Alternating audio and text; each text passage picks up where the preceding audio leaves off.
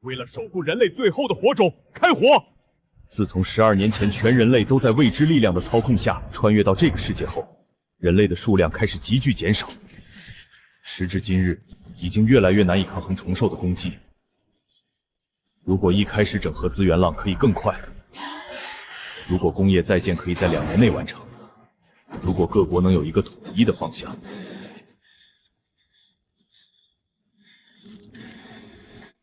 报告，虫兽大军攻破所有防御，已经包围基地，阵地所有人牺牲。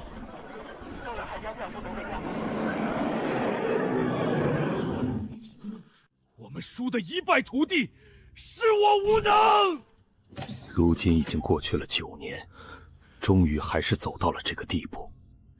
如果重来，或许我们就不会输。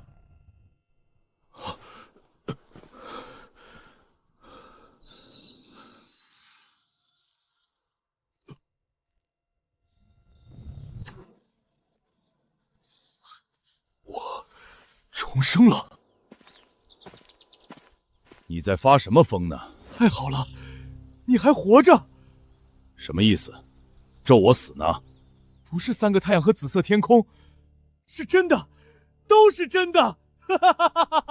老李，你没事吧？你别吓我！2119年3月14日，这是12年前末世降临的前夕，老天有眼啊！立刻给我找医疗小组过来！你们指挥官精神出问题了。难道是上次演习下手太狠，把他逼成这样的？不应该啊，老李可是百折不挠的军人，这就受不了了？老王，我有话跟你说。我要申请与总参谋面谈，有很重要事情汇报。李云舒同志，我是总宣兵务部副部长刘海，这次负责与你会谈，请汇报。我做了一个无比漫长的梦，让我分不清梦境与现实。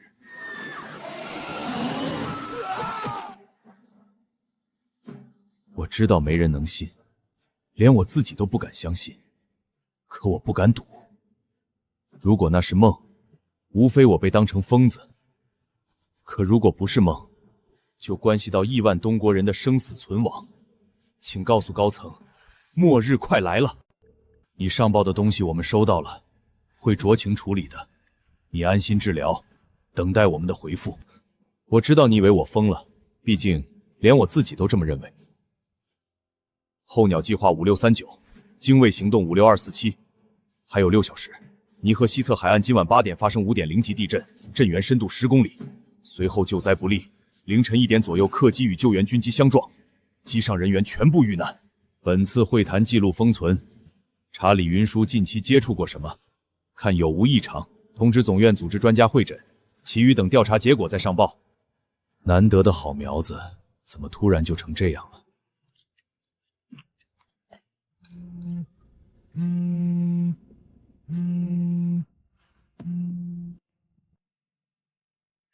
急通知，地勤队监测到尼航西海岸发生5级地震，震源深度10公里，请各单位注意可能发生的海啸。这怎么可能？霓虹真的地震了？难道那小子说的都是真的？末日要来了，关系到亿万东国人的生死存亡。怎么办？到底要怎么办？真要上报吗？可小子只说对了地震，要是碰巧怎么办？老大，快去看看霓凰新闻网3CH 那个。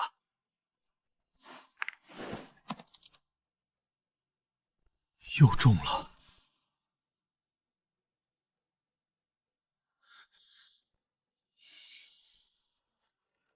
请帮我接总参谋长。这么晚了，打内线电话给我，说吧，发生什么事了？参谋长，是这样的，今天我们接到洪阳平演习红方指挥的会谈要求，所以做了一次会谈。他告诉我们霓凰即将发生地震，和地震后会有军机相撞，然后他预告的2件事全部都发生了，丝毫不错。他还说了什么吗？应该不会就这吧？李云舒还说了2个莫名其妙的名称和编号，是候鸟计划。5639-362 FDRB42和精卫行动5247-414D3STG11。你说什么？现在是3月17日，距离穿越开始还有不到3个月的时间，我已经浪费了3天时间，必须抓紧了。哼，来了。小家伙，那2个代号你是怎么知道的？还有，你所说的末日到底是个什么情况？丁总参谋长，坐吧。如果你还有任何能够证实你所说的东西的情况，尽快准备好，我们还需要验证。我现在就去准备。回来，路上再准备吧。现在跟我一起走。去哪儿？去见钟叔。他奶奶的，老子这一辈子都不信这些神神叨叨的东西，没想到这老来会被你给镇住。你说的对，我们不敢赌，也赌不起。这事儿太大，得让老伙计他们一起计划计划。现在已经没有任何疑问了。我提议即刻起成立东国特殊事态应对指挥部，由我本人担任总指挥，各位都是指挥组成员，由李云兄担任副总指挥兼特别顾问。大家有没有意见？没有。很好，我立刻签署1号令。从今天起，东国进入第1级战备状态。钟叔，会不会太急了？这么突然，我怕民间会出现问题。相信我们的人民，他们没问题的。同志们，我们的时间不多了，离穿越开始只剩下82天，我们不能做东国的罪人，亿万东国人的生命安全在此一举。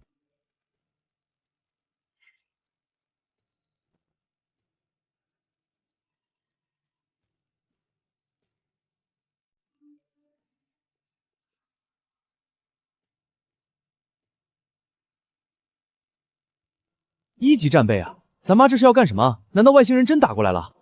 你管咱妈要干什么？就问你激动不激动吧。激动？怎么不激动？我都快燃爆了！咱妈太牛了啊！目前一切正常，民众情绪和秩序比预想的要好很多。钟叔说的果然没错，咱们东国人在大是大非面前，什么时候含糊过？目前所有基层工作人员都已取消休假，坚守在各自辖区，密切关注一切动态。根据9章3号的模型预测，至少在72小时内不会出现太大变动。老丁，别光盯着我这儿，你那边怎么样了？我这边，你是不是对我们子弟兵有什么误解？目前全军都已进入1级战备状态，各地预备役退伍老兵都在加速归营中，最迟3天，我们就会有超过5000万的兵力。好啊，那么等到3天后，我们就可以进行下一个环节了。下个环节才是关键啊！是啊，老朱，你说我们能撑住吗？能够保证秩序不崩，维持正常的生产生活环境吗？一旦那个所谓的穿越开始，对人心的冲击和考验可太可怕了。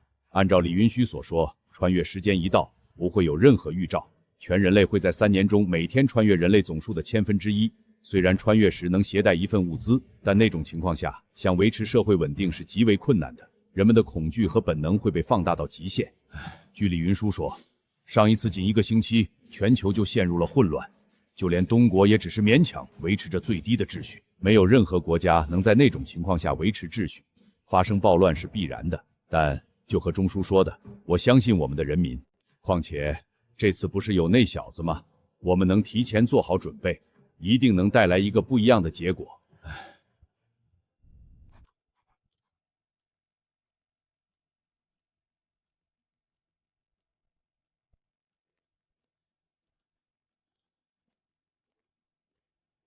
该死，在异界最后炼狱班的3年，几乎耗尽了我所有精力。如今许多关键事情竟然都变得模糊不清。不行，我必须要尽量想起来，多想起一件事，多记起一点细节，或许就能挽救无数生命，为东国增添几分胜算。小李，时间差不多了，走吧，全民大会堂开会，都正等着你呢。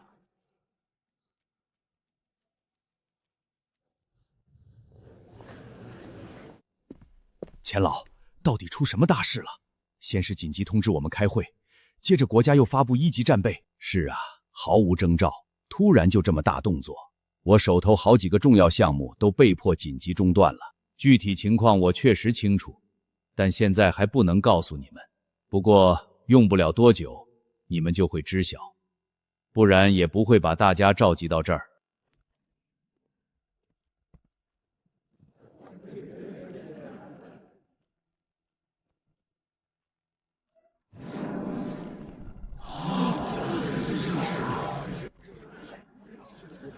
待会儿我要说的是，估计很多人一时难以相信，但恳请各位先耐心听完，有任何疑问，等我讲完再提。事情是这样的。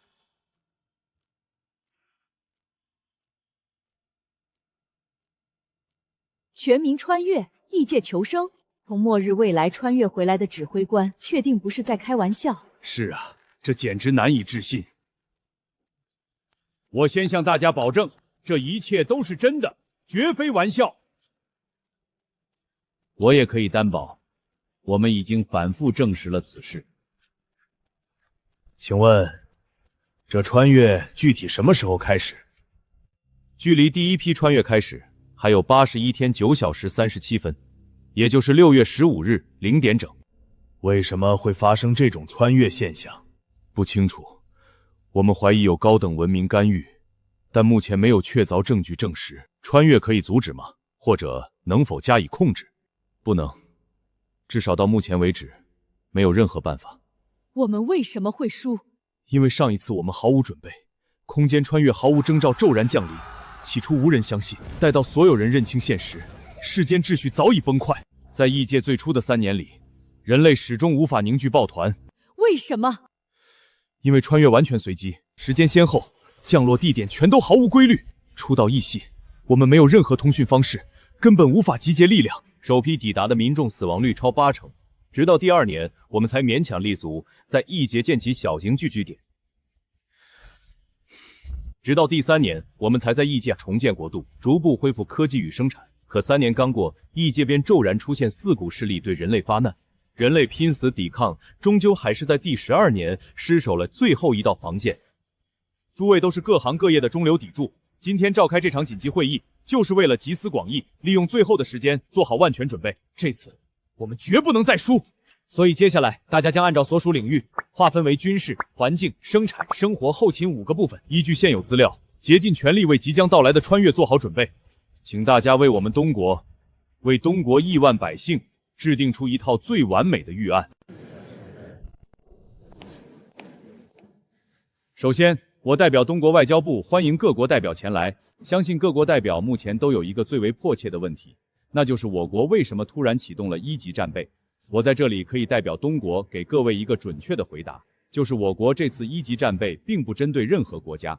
虽然我们说并不针对任何国家，但这个事情有个前提，那就是接下来我国准备要做的事情，不容允许任何国家的干涉和破坏。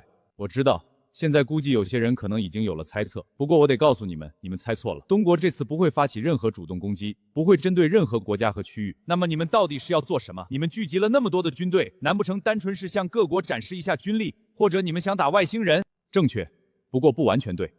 我国收到确切消息，不久后我们将要面临一场全面兽族入侵，经历一场前所未有的危机。我方之所以开启1级战备状态，也是为了对抗此次的危机。此次会议，我方通知各国为应对危机做好一切准备。怎么可能？根本就没有任何的预兆！东国人发疯了吧？我方的告知已经通知到位，接下来将进行核心圈层会议，请各位代表通知各国首脑，我方中枢将直接与你们进行远程面谈。东国说世界末日即将来临，哈哈，那我们是不是明天就得收拾包袱，准备上诺亚方舟了？他们以为自己是谁？上帝的串言人吗？我看呐，这不过是东国想要在国际舞台上刷存在感的低级手段罢了。东国这次可真是让全世界都开了眼界，他们的想象力不去写科幻小说真是可惜了。说什么世界末日，就是我们大韩国可不像某些国家整天沉浸在这种不切实际的幻想里，我们专注于发展，专注于提升国民的生活品质。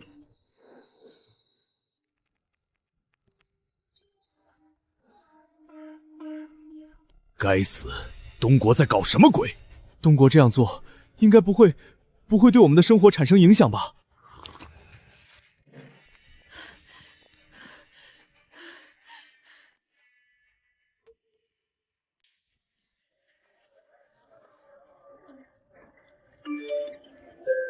该死！东国停止出口，超市都被搬空了，我们也快去囤积，不然就要饿死了。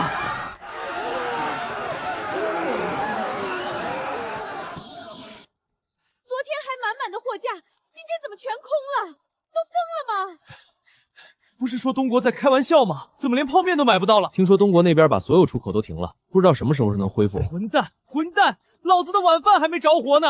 没有东国的零部件，我们的电子产品根本没法生产，这可怎么办？你那算什么？我们附近的超市现在连买个泡面都买不到，我从昨天到今天就吃了2块饼干，好饿啊！你们这些蠢货，一天天就知道在网上口嗨，被人当枪使了都不知道。3楼，末日宣言之后，不少富豪就嗅到了商机和危机，他们在第一时间利用影响力，派人在网络上挑起事端，让大家的注意力都集中在对东国的嘲讽上，一边暗中指使手下席卷资源，所以才会有现在的情况。什么？这群丧尽天良的混蛋，上帝一定会惩罚他们！呵呵，其实我也是富豪之一。哈哈，你们这群可怜的蠢货，该死的混蛋，你迟早要去地狱！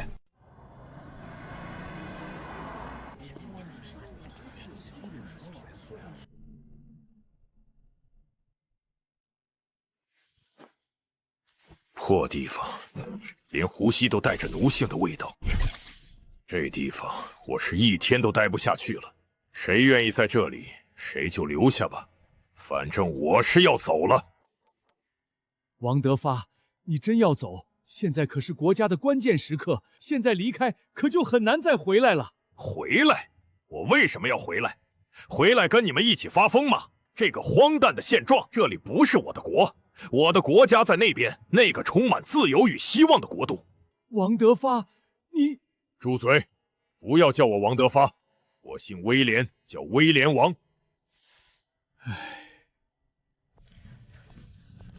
我终于要去到那个自由的国度了。听说那里的水还有空气都是甜的。我家早就在英家买好了大房子，渔民们就留在这个鬼地方吧。我要去享福了。到了那边，不出3年。我一定能够成为人上人。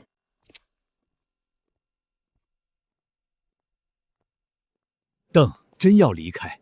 你的祖国正在发疯，你是我最得意的学生，留下才能更高成就。史密斯教授，东国人不会拿大事开玩笑。祖国需要我的时候，哪怕只能尽一点力，我也要回去。你这样回去，就会拿不到你的博士学位。无所谓，一个学位而已，和我的祖国比起来，根本不值一提。你真的不再考虑考虑？不考虑了。那么我只能说抱歉了。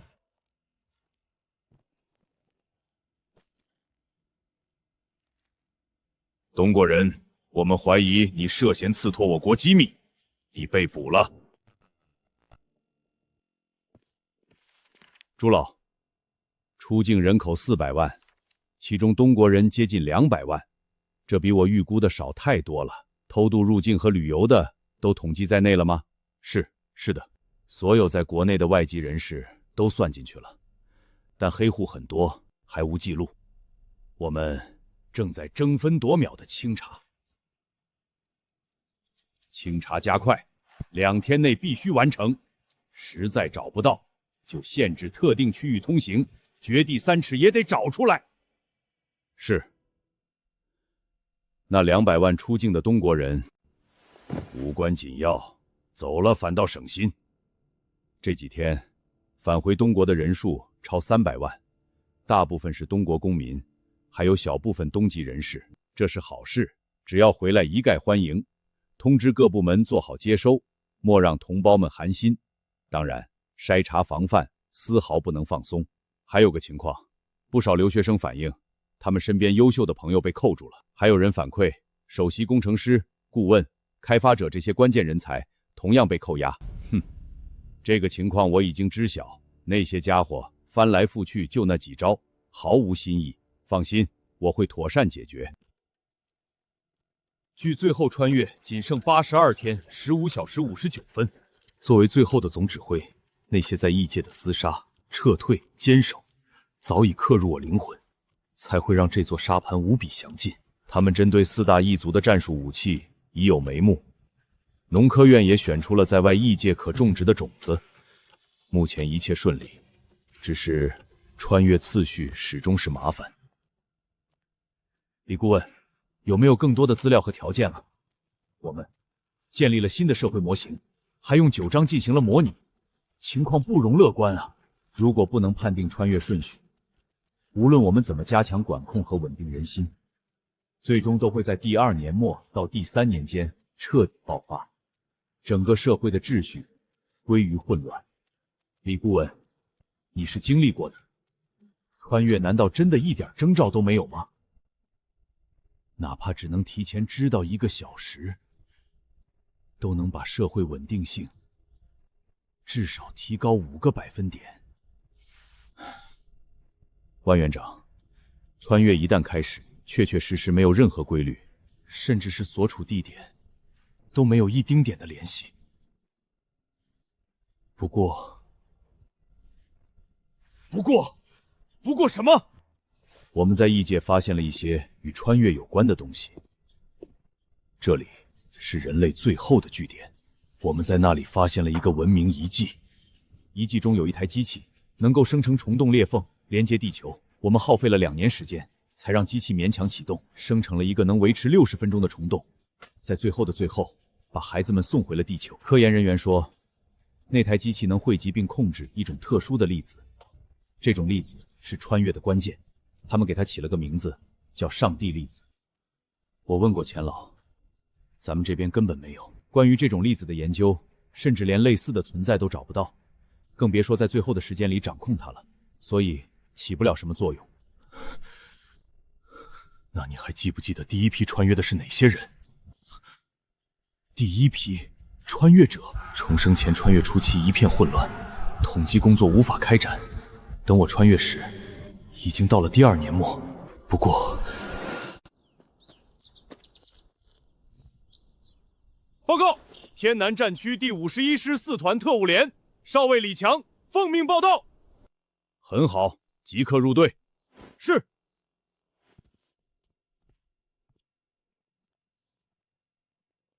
老李，刚才军中最后一个叫李强的也赶到了。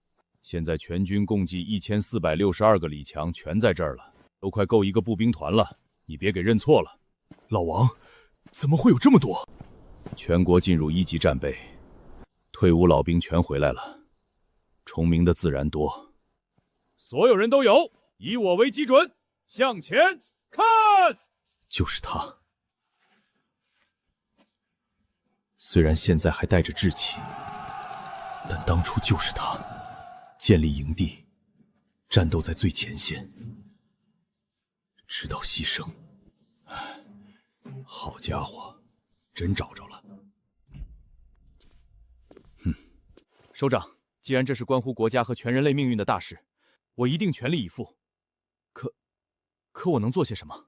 你能做到的事情多了去了。彭诺是要看一看。跟我来，李强。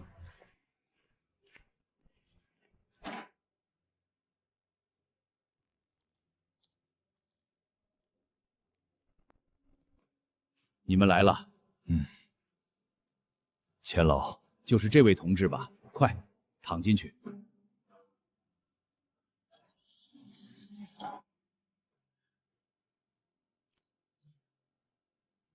快过来看，这是根据你上次说的东西连夜赶制出来的监测仪，能分析人体内各种能量场，从脑波到生物电强，人类已知的数据都在这儿。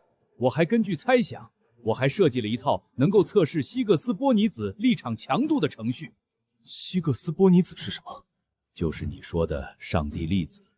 按照目前的猜测，最有可能达成穿越效果的就只有它了。可惜，我们对于这种粒子的研究几乎是空白。好了，不说这个，找一个医疗舱躺进去吧。他进去就行了，我这把老骨头就不用了吧？怎么不用？参照对象越多越好。还是不用了吧？你的血压都快赶上火箭推进器了，正好趁机做个全面检查。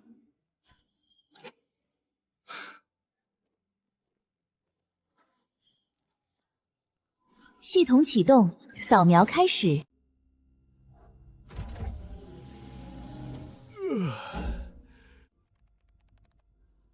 醒了，钱老，我这是睡了多久？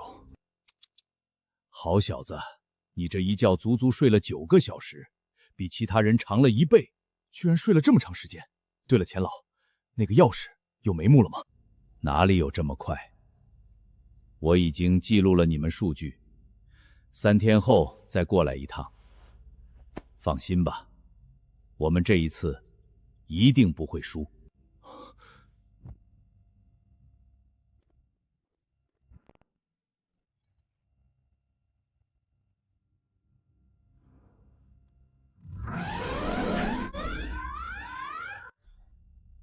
九瞻，导入目前数据，正在导入模型，预计将在17小时后完成。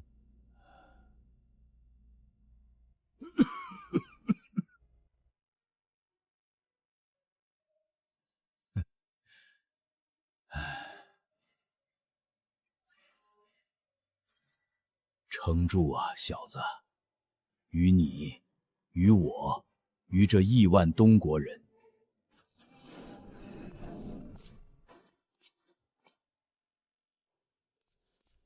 李总指挥，什么事？丁参谋长已经催了3次了，说训练场有重要事情。走。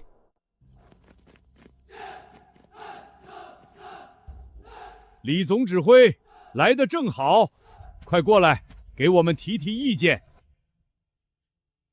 这是我们依据你总结的经验设计的，借助外骨骼的力量，这套单兵装备最大能承受200公斤的负重，固态电池功能。内置30天生存口粮，急救、定位、通讯、太阳能充电一应俱全，完全满足一星求生需求。在不加装武器的情况下，空包重量约20斤，设计的太棒了。要是穿越初期每人都能有这么一个，存活率绝对翻倍。现在我们计划在咱们基地先开展全民武器使用培训，同时普及异界生存指南。真到了最后无法确定穿越顺序，再统一分发武器，这样安排很合理，我没意见了。好，那再过来看看这个，这才是我们应对危机的重中之重。怎么样？这可是我们军队目前最先进的联络设备碎人，它能构建半径200公里的通讯网络，内衬复合装甲。抗打击能力极强，最重要的是，它符合单件独立物品的穿越标准。这是碎人1号，由李强贴身携带，它就是我们在异世界的第一个通讯节点，也是人类首个聚集地的核心。这是我们最新的通讯无人机，还能根据定位飞往呼救点侦察。除了通讯，它还搭载了探空气球和高速无人机，最大探测半径500公里，能实时绘制地形图。这种精度的设备，产量跟得上吗？它可不像行军背包那么容易制造。哈哈哈，放心，全套成熟技术，30天内，1000套碎人如期交付。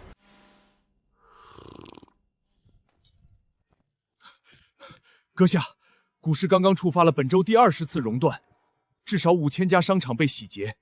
15家银行发出了破产信号，民众彻底陷入了恐慌，民间教派在散播末日谣言，甚至很多人开始囤积棺材。我们要面包！为什么货物还在短缺？东国那边没有把物资送过来，他们只是将以前签好的那部分送了过来，绝不签署任何新合约。东国现在只接受以货换货。或者东国币，那就给他们东国币。阁下，可是我们根本就没有东国币，国际黑市上倒是还有，但价格已经突破了1:10的兑换比例。东国币1:10兑换我们的英元，是我听错了，还是你念反了？我现在怀疑这个所谓的危机就是东国人弄出来的骗局，目的就是收割全世界。算了，先把收到的货物投入市场。让社会先平稳下来。可那些货物没离开海关就被瓜分了，还没卸船就被各大机关按照法案直接征用。混蛋！我们自己的商品呢？是我直言，我们没有足够的工人，也没有能立刻投入的生产线，我们需要时间。启动丰收者计划，那可是动用剧外军队直接强征盟友物资，这会彻底毁掉我们的盟约体系的。让新闻都发出去，货物短缺都是东边的问题，是他们没有给我们运送物资，他们还在搞什么技术迭代？从现在起，散播一个消息：我们的物资不会来了。一旦声音大了，我就不信他们不低头。只剩3片了，怎么会这样？这里不是民主自由、福利制度特别好的吗？狗屁配送，都送3天了，连个鬼影都没有。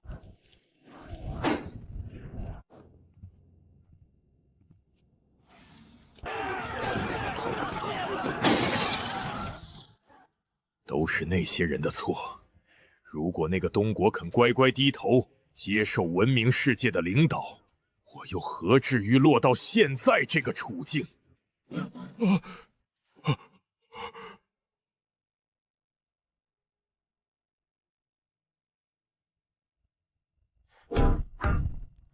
该死，没人，下一个。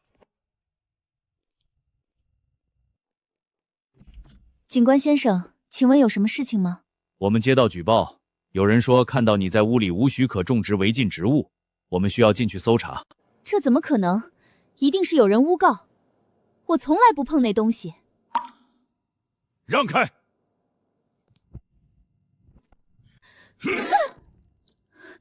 你们这是违宪，我要去联邦法庭投诉你们。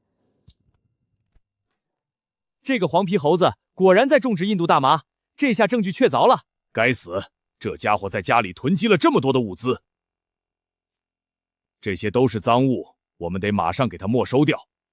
你好，这里是东国驻英家大使馆，请问有什么事情需要我们帮助吗？您好，我是王刚德发，我现在被困在英家了，这里不安全，我想回国，请问可以帮助我吗？很抱歉，威廉王先生，经过我们核实，您在不久前自愿放弃了东宫人的身份，并加入了英家，请您向英家的相关部门寻求帮助。再见。疯子，早晚会崩溃的垃圾国家，老子等着看你彻底完蛋的那一天，居然敢挂我电话！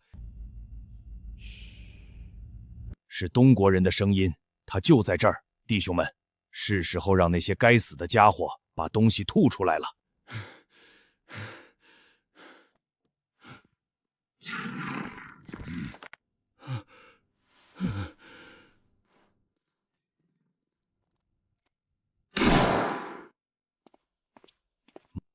浪费老子2颗子弹，居然一点物资都没有，废物东西！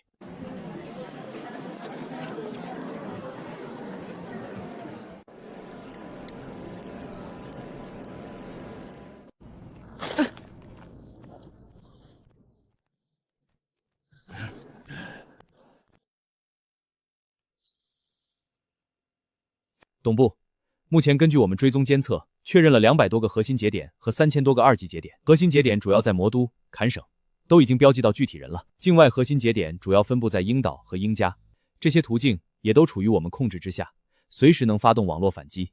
很好，这些毒瘤留着全部都是祸害，这次务必将其一网打尽。是。另外，启动燧人氏协议，给我把英岛和尼航的服务器烧成灰。通知我们的潜伏者把东西撒出去，让这些家伙知道，论玩火和拱风，我们东国人才是老祖宗。家人们，谁懂啊？我那在粮食管理中心的亲舅舅偷偷告诉我，咱们的粮库3天前就见底了。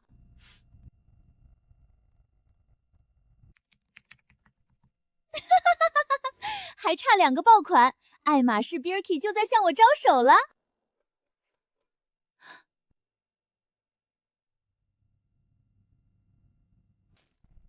该死的，我的下线都没了。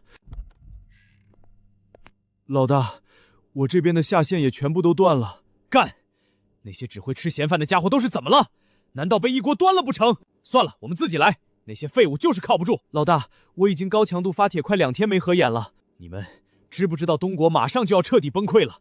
只需要我们再加一把火，现在累点算什么？等到搞定了对面，你我都是最大的功臣。你们难道不想去英家？去旱死，住大房子，吃烤鸡喝红酒吗？想的话就给我再坚持坚持，好日子马上就要来了。啊！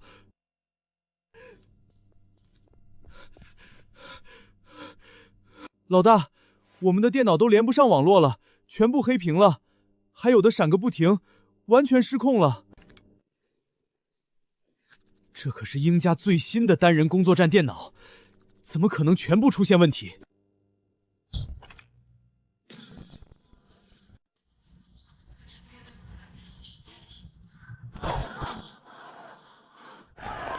我隔壁的张叔今早被带走了，他上周还帮我修过水管，怎么看都不像坏人啊。我们单元楼直接空了1/3，现在电梯都不挤了。我们公司从 CEO 到普通员工被抓了60多人，现在财务部就剩个小姑娘哭晕在厕所。楼上什么公司这么夸张？某某新媒体，行业 TOP 3，那难怪。要我说，你们公司全抓了，可能有冤枉的，隔一个抓一个，肯定有漏网之鱼。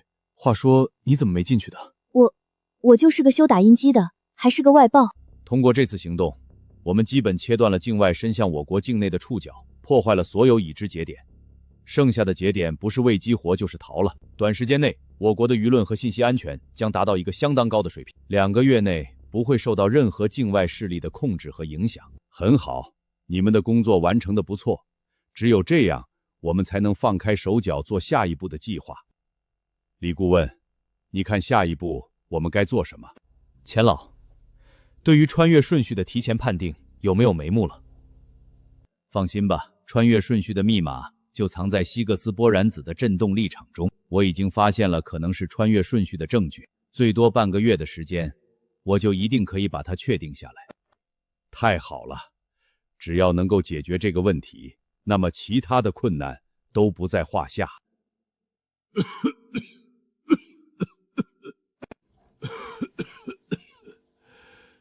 钱老，您没事吧？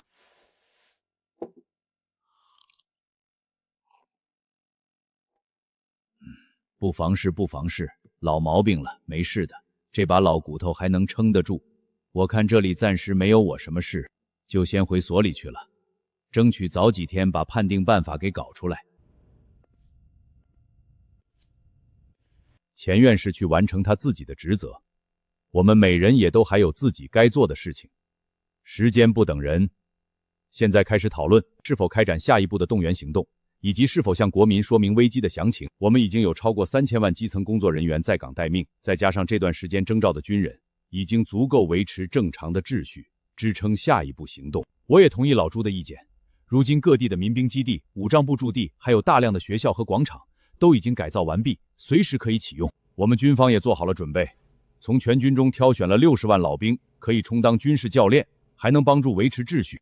那么，李顾问，你的看法如何？我也同意进行下一步的计划，即刻开始全民训练和培训，多掌握一种技能，到时候就能多一分活下去的概率。很好，第一项议程全员通过，即刻起开始全民训练，应对即将到来的危机。朱部长，当全民训练开始，如何在训练和生产中取得一个平衡，就靠你们了。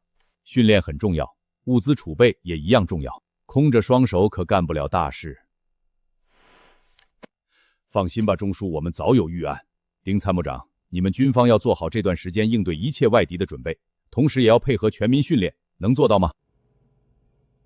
没问题，保证完成任务。李顾问，请你关注训练情况，结合你的经验提出改进和建议，务必让训练出效果，让我们东国人能在那边顺利的活下去。是。那么第2个议程，大伙儿有什么建议？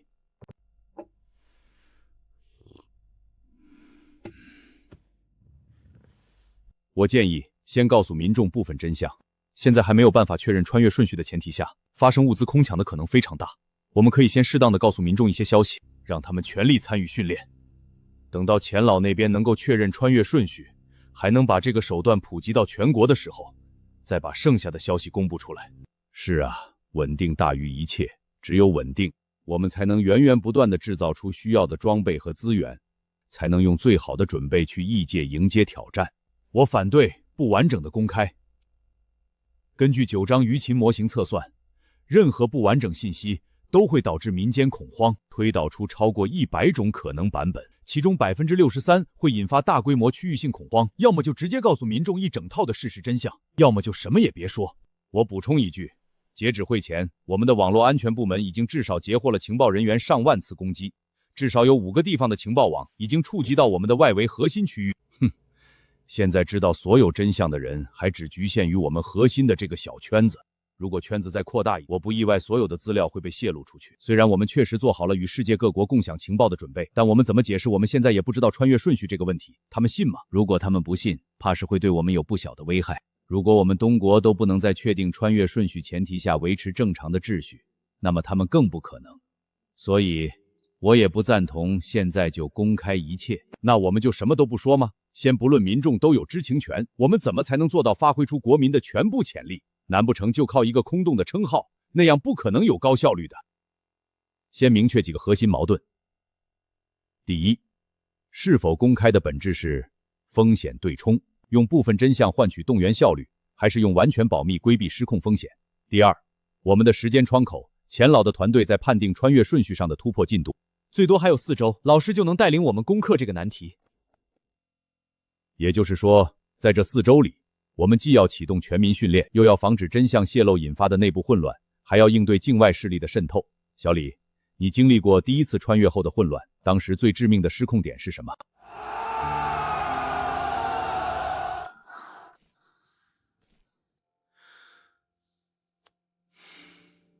当民众发现身边的人一个接一个的消失，自己的手机信号中断，交通管制、军人戒严，却得不到任何解释时，谣言比病毒扩散得更快。这是舆情模型的核心参数。当信息透明度低于40%，恐慌指数呈指数级增长；但超过60%时，配合有效的管控措施，动员效率会提升37%。所以关键在于怎么说，而不是说多少。当年抗洪抢险时，我们用极端天气应急预案统一了宣传口径，既避免引起恐慌，又调动了民间力量。现在可以借鉴这个模式。第一阶段，对外公布全球性生态危机预警，将训练解释为全民防灾技能强化计划，重点强调应对极端环境下的生产自救。第二阶段，当钱老的穿越顺序预测成功，再逐步释放空间维度异常的科学解释，用技术细节对冲未知恐惧。第三阶段，在信息全部公开后，用危机感把所有人拧成一股绳，全力冲刺备战危机。但这样的话术需要军方、科研机构、媒体系统绝对协同，尤其是媒体必须掐断境外势力的信息渗透渠道。这个没问题。经过先前的行动，我们至少能够保证2个月的信息绝对安全。既然如此，决定如下：第一，即日起启动全民防灾技能强化计划，对外宣传聚焦极端环境生存训练，暂不提及穿越真相。第二，同步进行舆情监控和应急预案演练。第三，钱老团队必须在4周内完成穿越顺序判定办法，为后续信息公开提供技术支撑。第四，军方升级边境和网络安保，对任何试图核心情报的行为进行无差别打击。我们不是在选择是否公开，而是在和时间赛跑。当务之急是用最短的时间把14亿人拧成一股绳。散会后，立即启动东国全国动员令。记住，稳定不是靠封锁消息，而是靠让民众相信我们有能力保护他们。东国于华京时间04月01日上午8点整开始宣布进入全国总动员。1. 全东国适龄国民从现在起进入各地训练营，进行为期3个月的战备训练。2. 取消一切不必要的消耗，所有公共交通进入管制，非必要禁止通行，全国进入战备生产状态。3. 动员令期间，所有债务无论大小全部冻结，暂停一切非必要金融交易活动，所有银行全部冻结。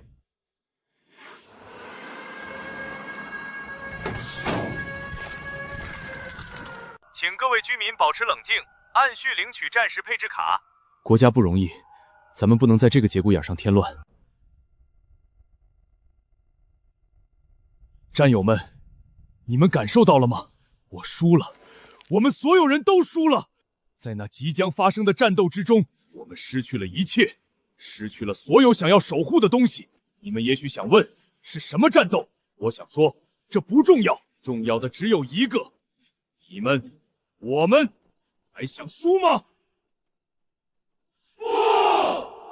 那么，就拼尽我们的一切，做好准备。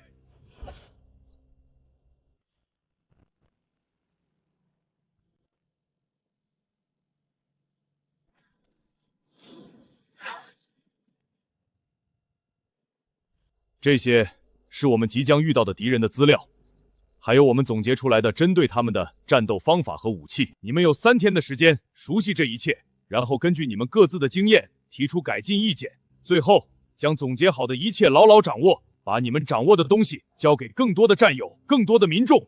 这次我们绝对不会输。到底怎么回事？哪个家族的私库又被抢了？还是哪个倒霉的 CEO 死在了暴徒手里？我说过多少次了，不要打扰我的睡眠！那些蠢货，我早就警告过他们。东国人发现了他们的小动作，还暗中散播了出去，自己没办法擦干净屁股的就给我去死！抱歉，阁下，不是您想的那样，是真的发生大事了。全国总动员，他们难不成真的要打外星人？快，通知他们开会！怎么会这样？我们耗费多年建立的情报网络就没起到一点作用。上次还能算是出其不意，这次东国进入总动员这么大的消息，我们居然是通过他们的电视转播知道的。安插了那么多的猎狗，每年上百亿英元的经费就换来了这个。冷静点儿，现在不是发脾气的时候。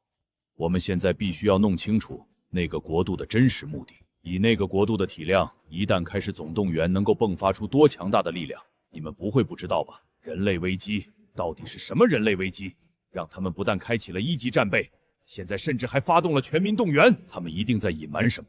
阁下，东国人的行动已经对我们的全球战略产生了巨大冲击，我们在那边的商业利益，还有新建的产业和公司，全都陷入了僵局。我们必须立刻采取反制措施，否则我们将失去整个亚洲市场。够了，那些事情稍后再说，我们现在有更重要的事情需要完成，必须想办法重新建立情报渠道，弄清楚东国的真实情况和目的。那些暗中培养的内应呢？他们难道也都失去联系了？是的，进入总动员状态后，他们加强了内部审查，我们安插的眼睛恐怕已经被连根拔起了。他们最后传来的消息简直是天方夜谭，什么人类即将全部穿越，三体人要打过来了，甚至还有说月球是活的，里面藏着灭世武器。我敢打赌，这些荒谬的垃圾信息绝对是东国人故意放出来的烟雾弹，目的就是让我们像无头苍蝇一样，根本摸不清他们真正的战略意图。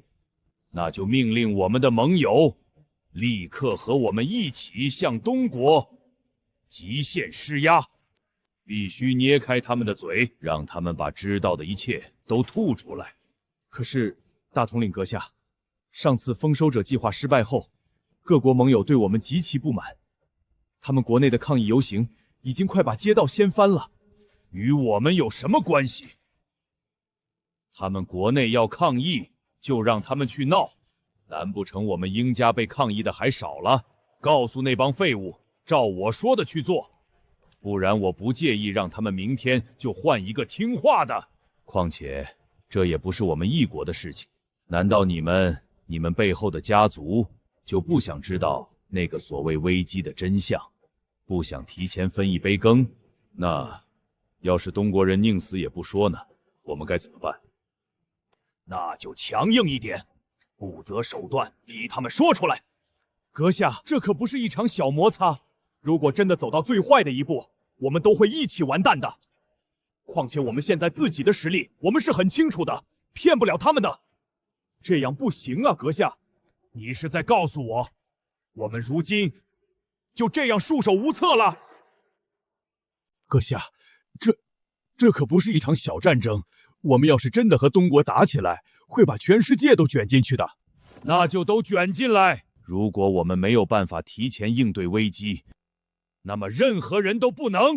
我们没办法统治的世界，没有存在下去的必要。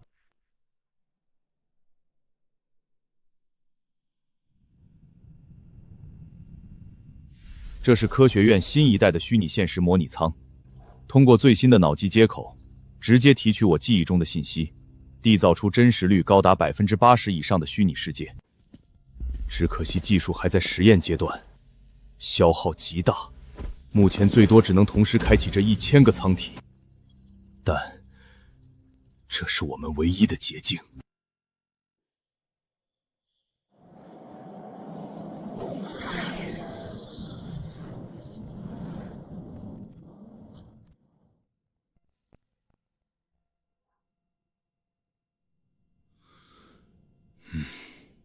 全体都有，列队。这里是由我的记忆构成的虚拟世界，目的是让你们提前适应未来必将面对的战场。你们即将遭遇的是虫族的模拟攻击，他们的行为、战术，全部基于我脑海中带着血的真实数据。准备迎敌！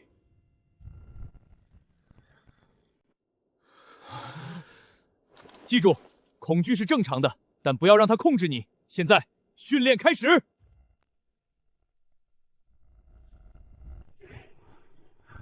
开火！集中火力，瞄准关节和复眼。手榴弹！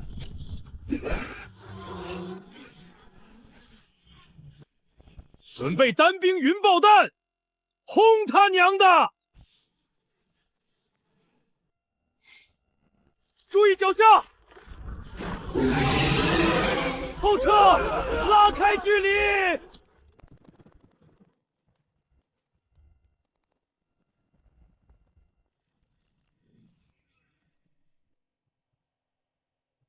狙击手，打他的眼睛！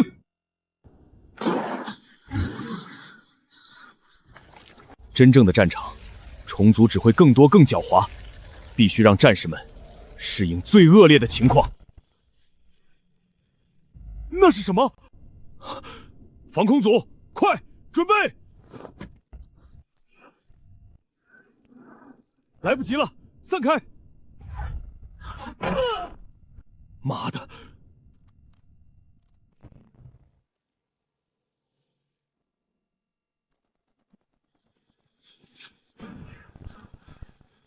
忍住！结论！快准备！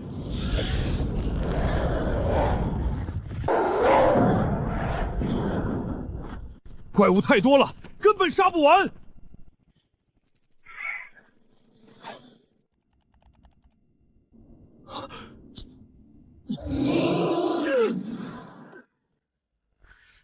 这就是我东国的战士，无论是未来还是现在，永远都是最可爱的人。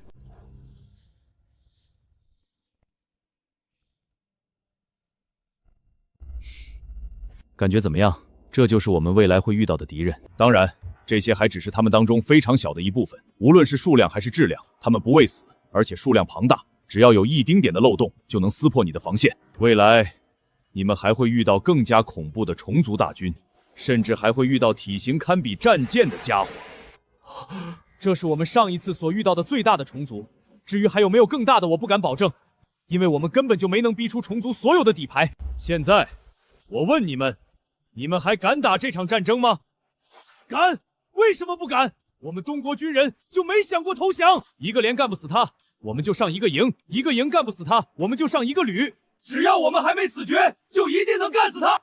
这才是我们的战士。那就继续训练。这个虚拟世界的时间比例与外界是50:1，所以你们每个人每天可以在这里接受10天的训练。在这期间，我会把我所掌握的一切全部传授给你们。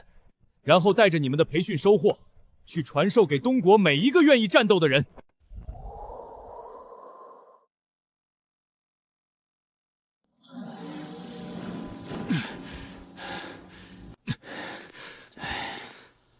全体都有，敬礼！这次士兵们根据自己的经验，在战斗中总结出了大量的改进意见。上一次在异界是做不到，只能有什么用什么。这次绝对要让那些该死的异族见识见识，什么叫是要什么有什么。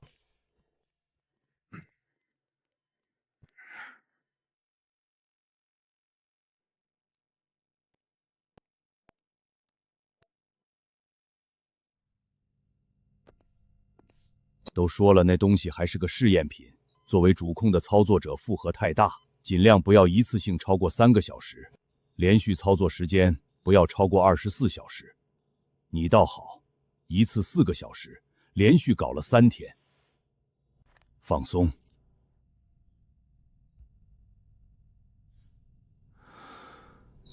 没事的，孙老，我还能撑得住。这东西实在太有用了。这几天我们总结出来大量的经验，战友们提出的建议也很有用。如果再多来几次，我相信再多来几次，知不知道你的脑袋差一点点就爆掉了？监测报告显示，你的杏仁核区域已经出现多处损伤，再下去不是脑溢血就是脑萎缩。不说再来几次，哪怕就是再进去1个小时，都能要你的命。可是，没有什么可是，我绝对不会许可你再使用那些东西的。我知道你想要做的更多、更好，但是真的不行。李云舒，你就听从孙老的意见吧。本来使用那些东西就是一种冒险，要不是钱老说你的大脑强度能够支撑，再加上孙老他们一直监测你的身体状态，怎么都不会让你去试的。这3天就已经很冒险了，知不知道孙老他们一直在外面盯着你的生命监测指标，都没敢合过眼。云舒啊，我们都明白你的心情，但你要知道，你现在不仅仅是一个战士，更是我们对抗异界的希望。你的经验和智慧比什么更重要，相信你的战友和我们这些老家伙吧。数据显示，你的脑神经已经出现了过度疲劳的迹象，根本支撑不了主控舱的消耗。我明白了，不过我有个请求。你说，能不能改进一下模拟系统，可以把模拟真实度降低一些，甚至场景也可以变得最小，时间流速也可以降低，只要能降低操作者的负荷，这套模拟训练系统实在是太有效了，它真的能让我们对异族的胜率提高不少。哈哈哈，云舒，放心吧，数据中心的马主任他们早就开始做这个工作了。通过你们的数据，马主任他们正在加班加点的搞2代设备，不再需要人机接口，而是直接调取的你们这几天的虚拟战斗场景。那太好了！怎么样，一下子感觉压力没那么大了吧？我们这么大一个国家，这么多的人，猝不及防可能会很麻烦，但是如今有了准备，可以爆发出来的力量是惊人的。对了，这东西给你，应该会让你感到更舒服一点。看看吧，顺便再提点意见。什么？按照这样的产能，只要能保证秩序，每个穿越过去的东国人都可以全副武装，带着至少能无补给存活1个月的资源，再加上燧人系统的无人侦察系统，只要在第一时间找到分散在各地的东国人，很快就能形成足够的力量。对了，这下面还有不少针对现役武器的改进意见。说来惭愧，我们现在的武器大多都是为了对抗人类，对付那些玩意儿不能发挥出最好的效果。根据模拟战斗，总琛和兵器设计局提供了这些修改意见，你也参谋参谋。这些那时候要是能早点研发出来，现在也不晚。清兵集团和北方工业的研究团队在加班加点研究你提供的资料，并结合模拟战斗记录，更多的新武器下个月就能量产。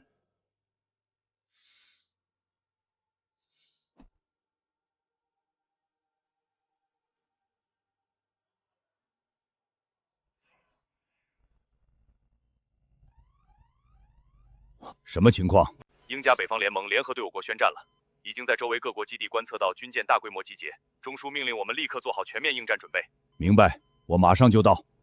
这些家伙果然还是按耐不住了。云舒，你安心休养，我去会会他们。一群色厉内荏的强盗，还真以为现在是100年前的大清吗？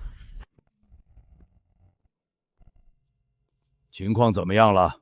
报告首长。英加联合辅国、汉兹等8个国家共同对我国发出最后通牒，要求我们在24小时内交出所有关于危机的绝密资料。目前已观测到英加第3、第5、第7舰队正在全速集结，矛头直指我方海域。同时，英加大量使用卫星正向我国上方轨道变轨，星环系统也已修改轨道，预计即将过境。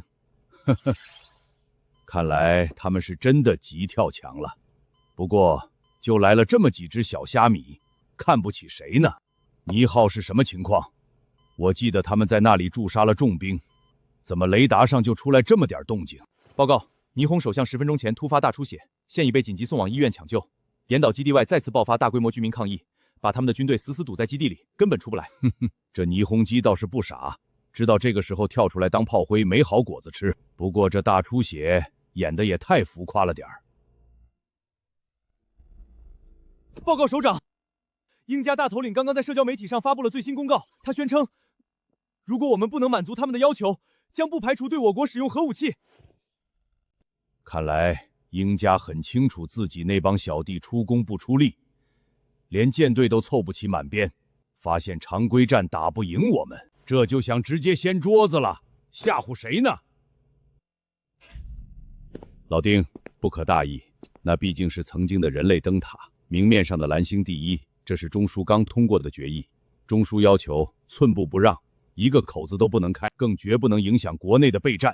这次得让这帮蛮横惯了的家伙知道，想凭这套把戏让东国人低头，做梦！呵呵，老伙计，把心放肚子里，这帮家伙的底裤早被我们摸透了，预案就等着他们呢，看好戏吧。通知下去。立刻启动精卫计划，让西边那群疯子清醒清醒。告诉前线舰队，别藏着掖着了，把新玩具全给我亮出来。全军向公海推进100海里，以后那里就是我们的第一道防线。英加协同8国悍然对我国宣战。搞什么？新世纪的8家联军又玩这老一套，真当咱们还是100年前的软柿子呢？今时不同往日。想欺负我们，门儿都没有！怪不得国家发布动员令，必须干这帮孙子。就算让我在厂里打螺丝打到冒烟，老子也绝无二话。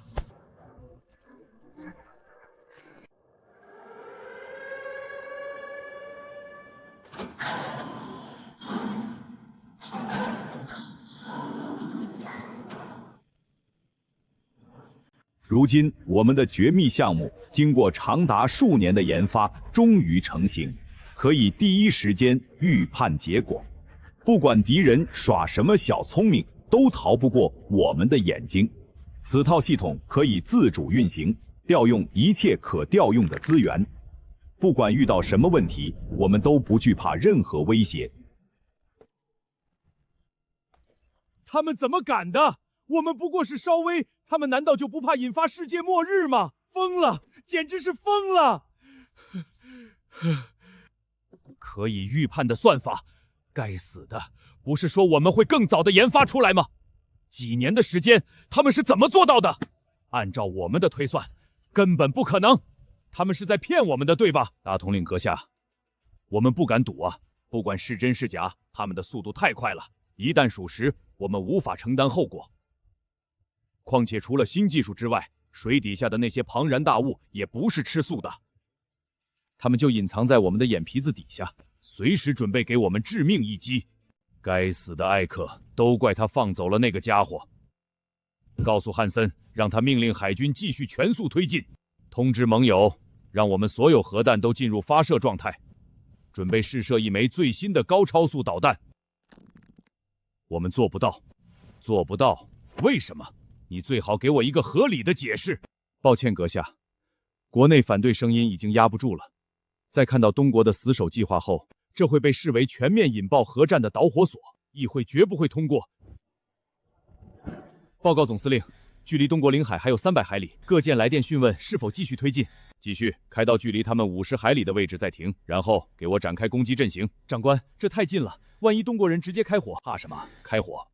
在这片大海上，我们根本没有对手。只要不进里海，他们敢拿我们怎么样？记住，我们脚下可是第7舰队的旗舰，是纵横四海20年的无敌存在。报告，我们被火控雷达锁定了，紧急回避，干扰系统全功率启动，左满舵。该死的锁定一直都在，立刻解除锁定，准备反制。舰长，这就是英家的舰队，怎么会这么不堪一击？海涛啊！永远不要小看他们，他们毕竟是这个星球上最强的海军之一。之所以现在这样，主要是他们轻敌了。他们已经有太久没有和势均力敌的对手交战过，欺负菜鸟打多了会影响自己的。不过怎么说都还有底子在，不会一直混乱的。看，这就是几十年打出来的经验，无论在什么情况下都能找到应对的办法。看他们的重整速度，从混乱到战斗狗行。只用了7分20秒，咱们也要学着点儿。确实，即便是出其不意，一般的对手凭借他们这种素质，也足以开展反击，甚至反败为胜了。只可惜这一次是遇到了我们。不错，只可惜这一次是遇到了我们。全军听令，打开所有导弹发射口，顺光2期导弹发射准备，饱和式打击。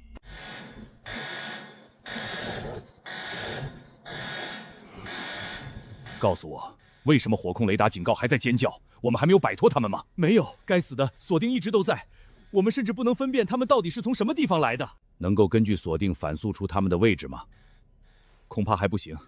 他们应该不是通过舰队直接锁定的我们，而是通过无人机和卫星，甚至还有海里的什么东西。我至少发现了3种不同的雷达波。舰长，我们怎么办？小伙子们都有些等不及了。我们应该先发制人。不，再等等。我们目前是被锁定状态，一旦盲目开火，很可能会被击沉。必须先找到他们。通知舰队先后撤10海里，各舰反艇声纳装备全开，给我把水搅浑。鹰家这是撤退了。不要大意，对面的指挥是泰勒，虽然为人狂妄，可却是个实打实的海军名将，不会就这么放弃的。报告，发现对方航母有释放舰载机的动向。看来他们还是想拼一把。命令湖山号和黑山号护卫舰开启所有防空雷达，锁死对面飞机的动向，如有飞往这边的迹象，直接击落。通知长棍号航空母舰，全部舰载机配备对空武装，做好战斗准备。遭遇最大级电子干扰和诱导，是电战机。等你们很久了，启动烽火协议。是。确认协议，全频率信号压制开始。发现敌机群，距离120海里，高度8000米，速度1.2马赫，正在向我方逼近。命令朱雀中队立即升空拦截。湖山、黑山2舰保持警戒，重点防范超低空突袭。对方雷达出现明显盲区，全舰队立即转向突击，所有鱼叉导弹准备发射。目标东山号。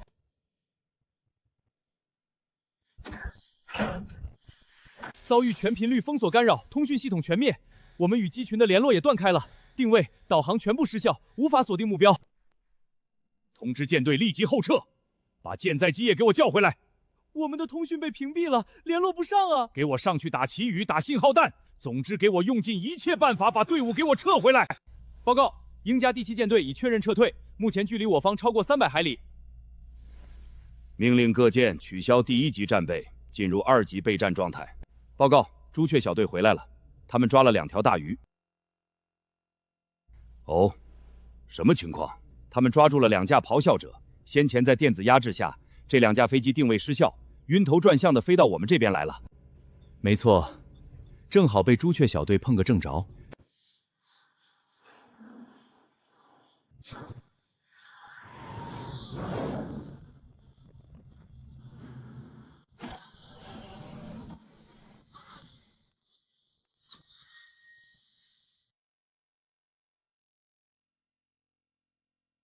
没想到啊，我们居然这么快就有把鹰家舰队压着打的时候。不愧我们准备了这么多年，还使用了那么多的底牌，这次吃了这么大一个亏，最新的电战机还落在了我们手里。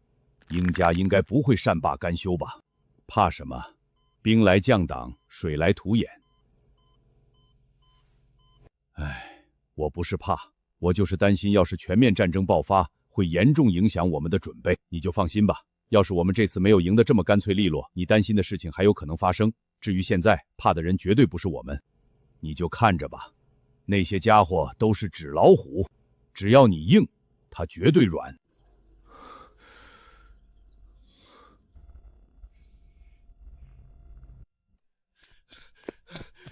不好了，钱老兵倒了，情况很危险。什么？这到底是怎么了？老师他太急了，为了尽快弄清楚穿越的秘密，老师不顾一切地做着实验，只想把时间再提前一点。我们按照老师的要求准备好了器材，准备生成一个特殊的能量场。老师说能够通过那个能量场找到希克斯波形的存在。等到实验开始前，他把我们所有的学生都赶出了实验室。我们都不知道那个能量场对人类是致命的，根本不是什么影响实验。老师是怕伤着我们，所以才……这是老师最后抱在怀里的东西。他还留了纸条，说是留给你的。李小子，估计你看到这个笔记本，我应该已经不在了。不过没关系，我找到钥匙了，不用为我感到伤心。我早就病入膏肓，命不久矣。能在最后的最后完成一个可能拯救亿万东国人的工作，我这辈子值了。那个手环就是钥匙，我找到了在所有人体内不断增加的希克斯波荡子，它就是穿越的原因。我在最后的实验里面已经将希克斯波荡子的能量场变化记录了下来，让九皇建立了模型，都记录在手环里面。通过手环里的能量场比对，我们就能判断出穿越的具体顺序。手环的工艺不难，加速生产，很快就能供应到全国，靠你们了。最后，李小子，我要给你说一句，辛苦你了，一个人扛着很累了吧？我这个老骨头很高兴能够帮你减轻一些负担。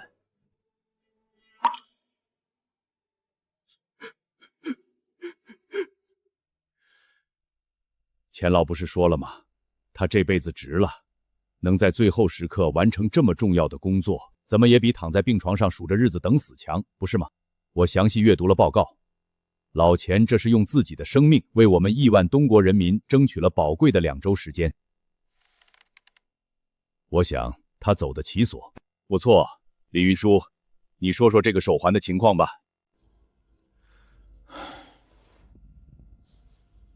这就是钱老研发的穿越时间验证工具，它能精确测算携带者距离穿越剩余的时间。钱老真是个天才。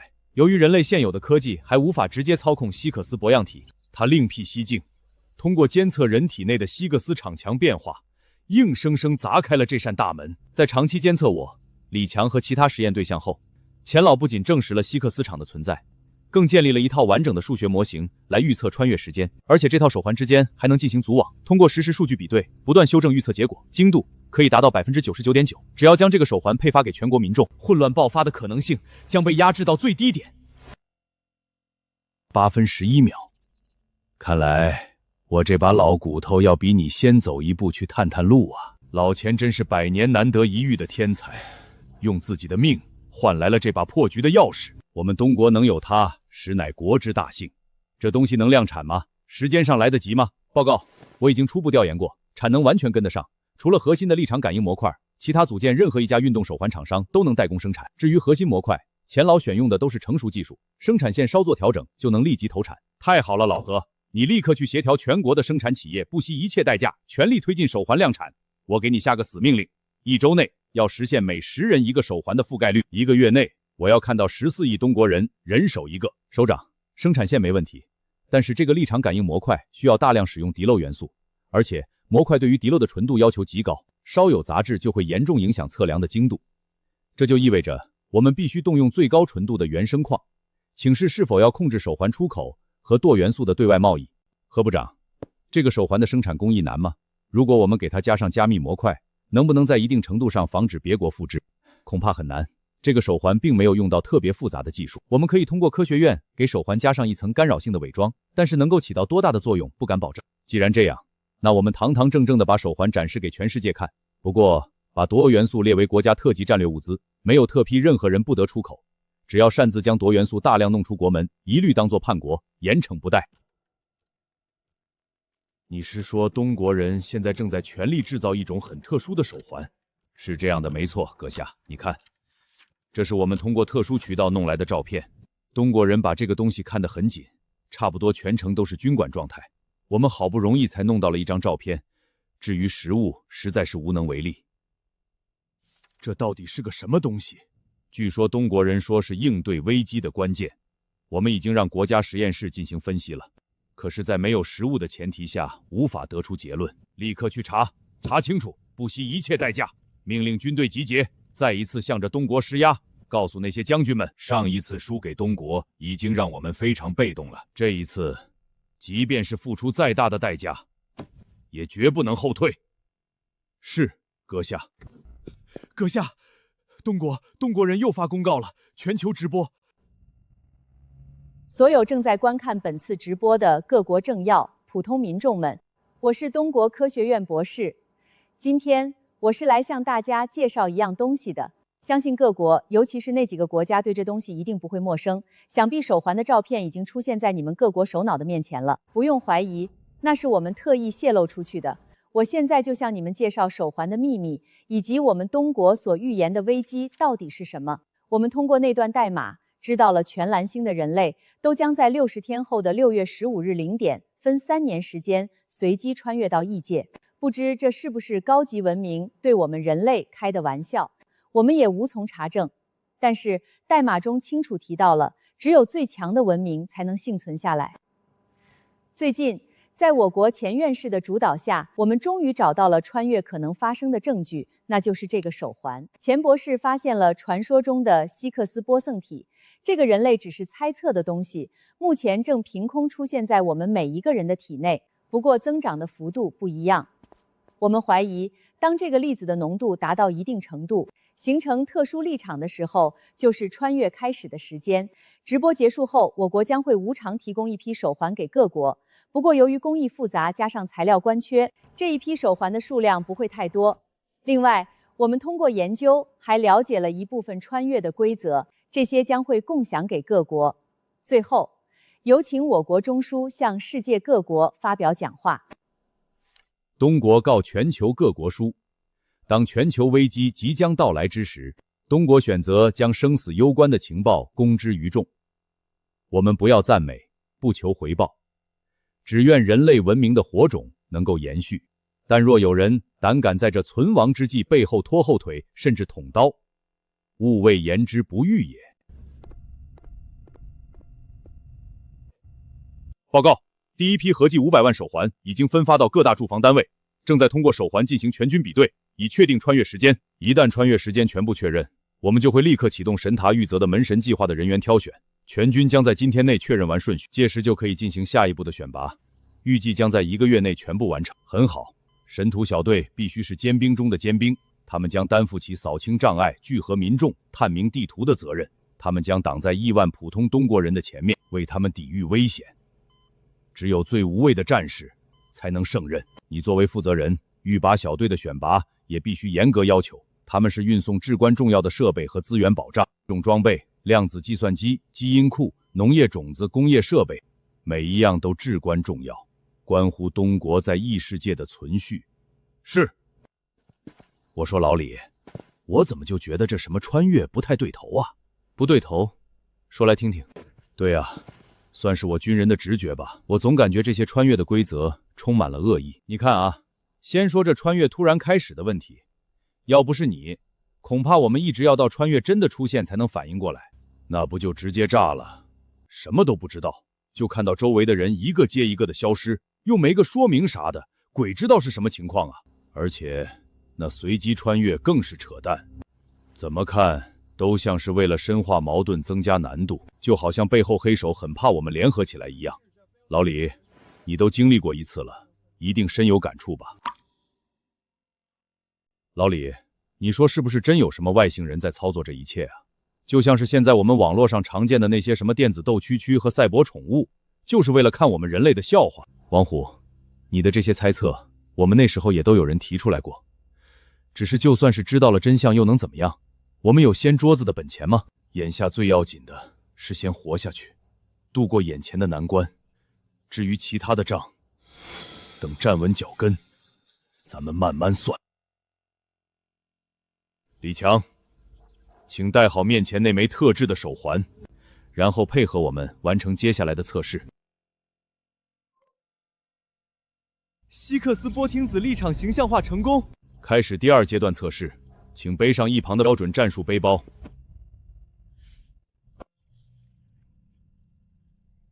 现在请坐在地上。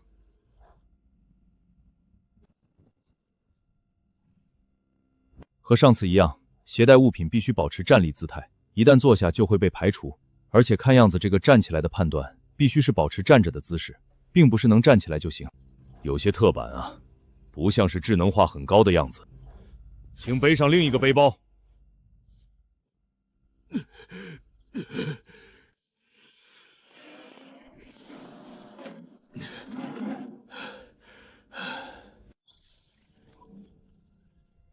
果然是这样，很死板的判定，该进行下一步实验了。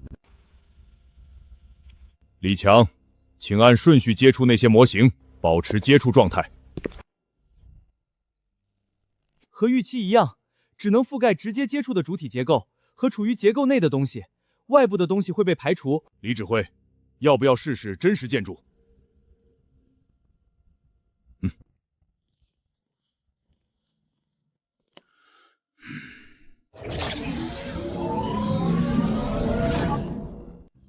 你过去接触那栋楼试试。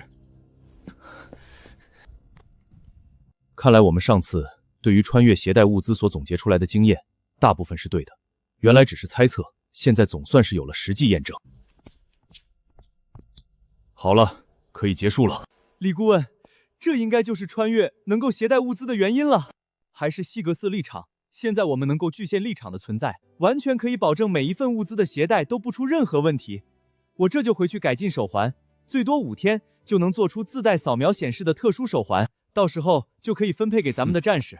上次在发现了穿越的秘密后，东国想尽了一切办法，希望能够多带一些资源到异界去。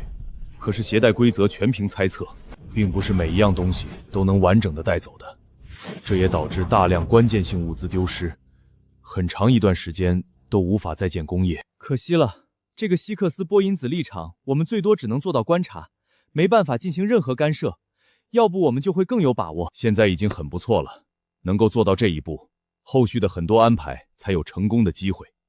再说了，我们只是没办法控制立场，又不是不能去改变需要的物资。整个基地带不走，我们就用东西把它整个包裹起来，这总算是一个整体了吧？是啊，我怎么就没往这个方向想呢？先生，时间不多了。马特，你对这东西有什么看法？绝妙的设计，阁下。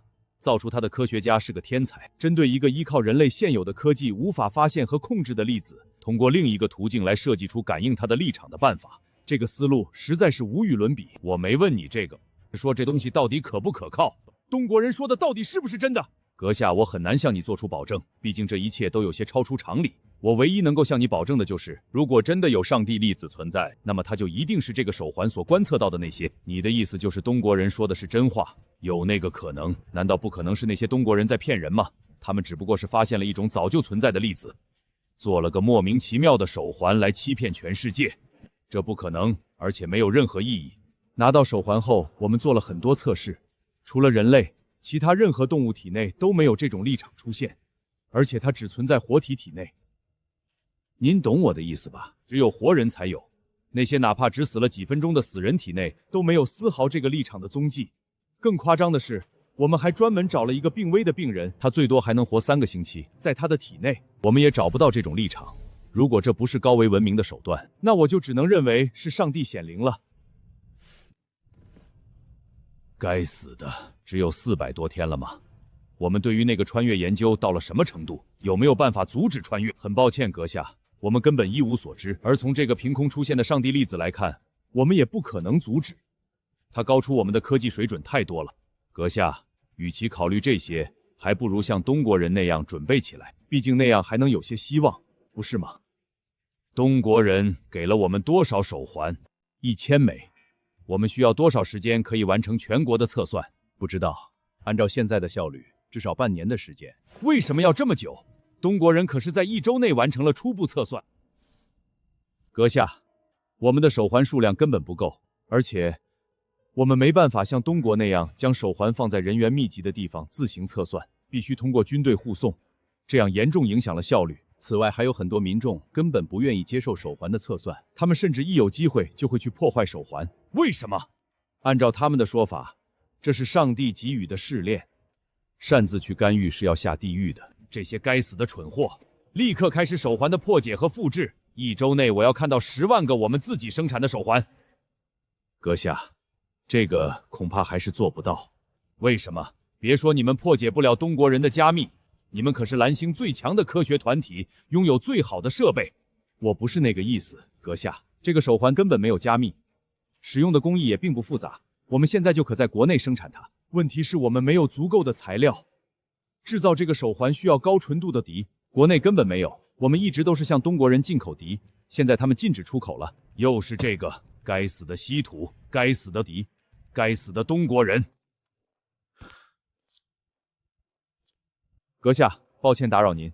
史托斯家族、肯尼蒂家族、布斯家族、克林克家族，还有阁下您的家族联合来电，要求我们尽快为他们提供至少1万枚手环。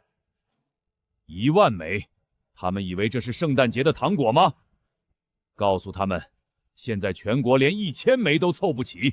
可是那些大贵族们说，如果3天内不能满足他们的需求，就会什么？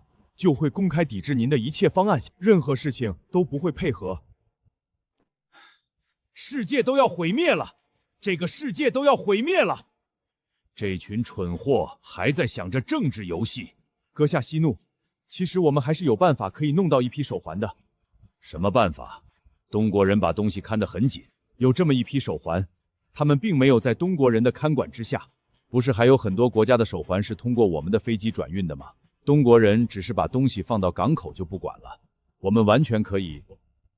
好，这件事你去办。阁下，第一批手环已经到货了，转运给辅国的800枚，袋属国的600枚，还有紧急从霓虹和民国海关查漏的1200枚，全都顺利入库。加上前面拦截下来的部分，我们已经向各大家族提供了差不多8000枚手环。他们有什么反应？辅大使已经提出抗议，我们按照预案推说是物流系统出了问题，正在紧急排查。不过他们民间呼声很大。我没问你这个，我是说那些家伙。哦，各大家族让我转达他们对您的感谢，说是一定会全力支持您的一切。还有，您的那个岛突发大火，您常去疗养的那家医疗中心烧成了一片废墟。阁下，东国外交部刚发布声明，他们宣布由于不可预见的物流问题，将暂停通过我国转运手环，改为直接空运至目的地。见鬼！这个蠢货，他难道不知道我们最大的优势就是盟友体系吗？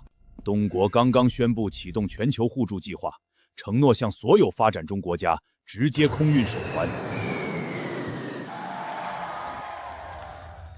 当人类面临共同危机时，不像有些会夺走盟友救命稻草的家伙，我们选择分享最后一块面包。阁下，最新民调显示，我们在北方联盟的盟友支持率暴跌至31%。现在各国都无视我们的警告，擅自对东国开放了领空。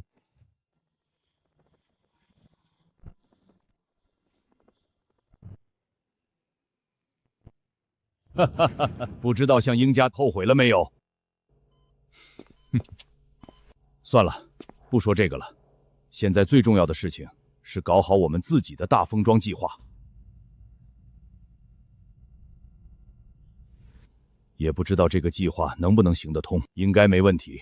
我们不是通过9章模拟过吗？成功率超过97%。再说了，就算是不成功又能怎么样？比起你记忆里的上次，这次我们能够做到的已经多了太多。李指挥，立场监测设备已经到位，封装检查也确认无误，可以开始下一步的实验了。可以进行下一步的实验。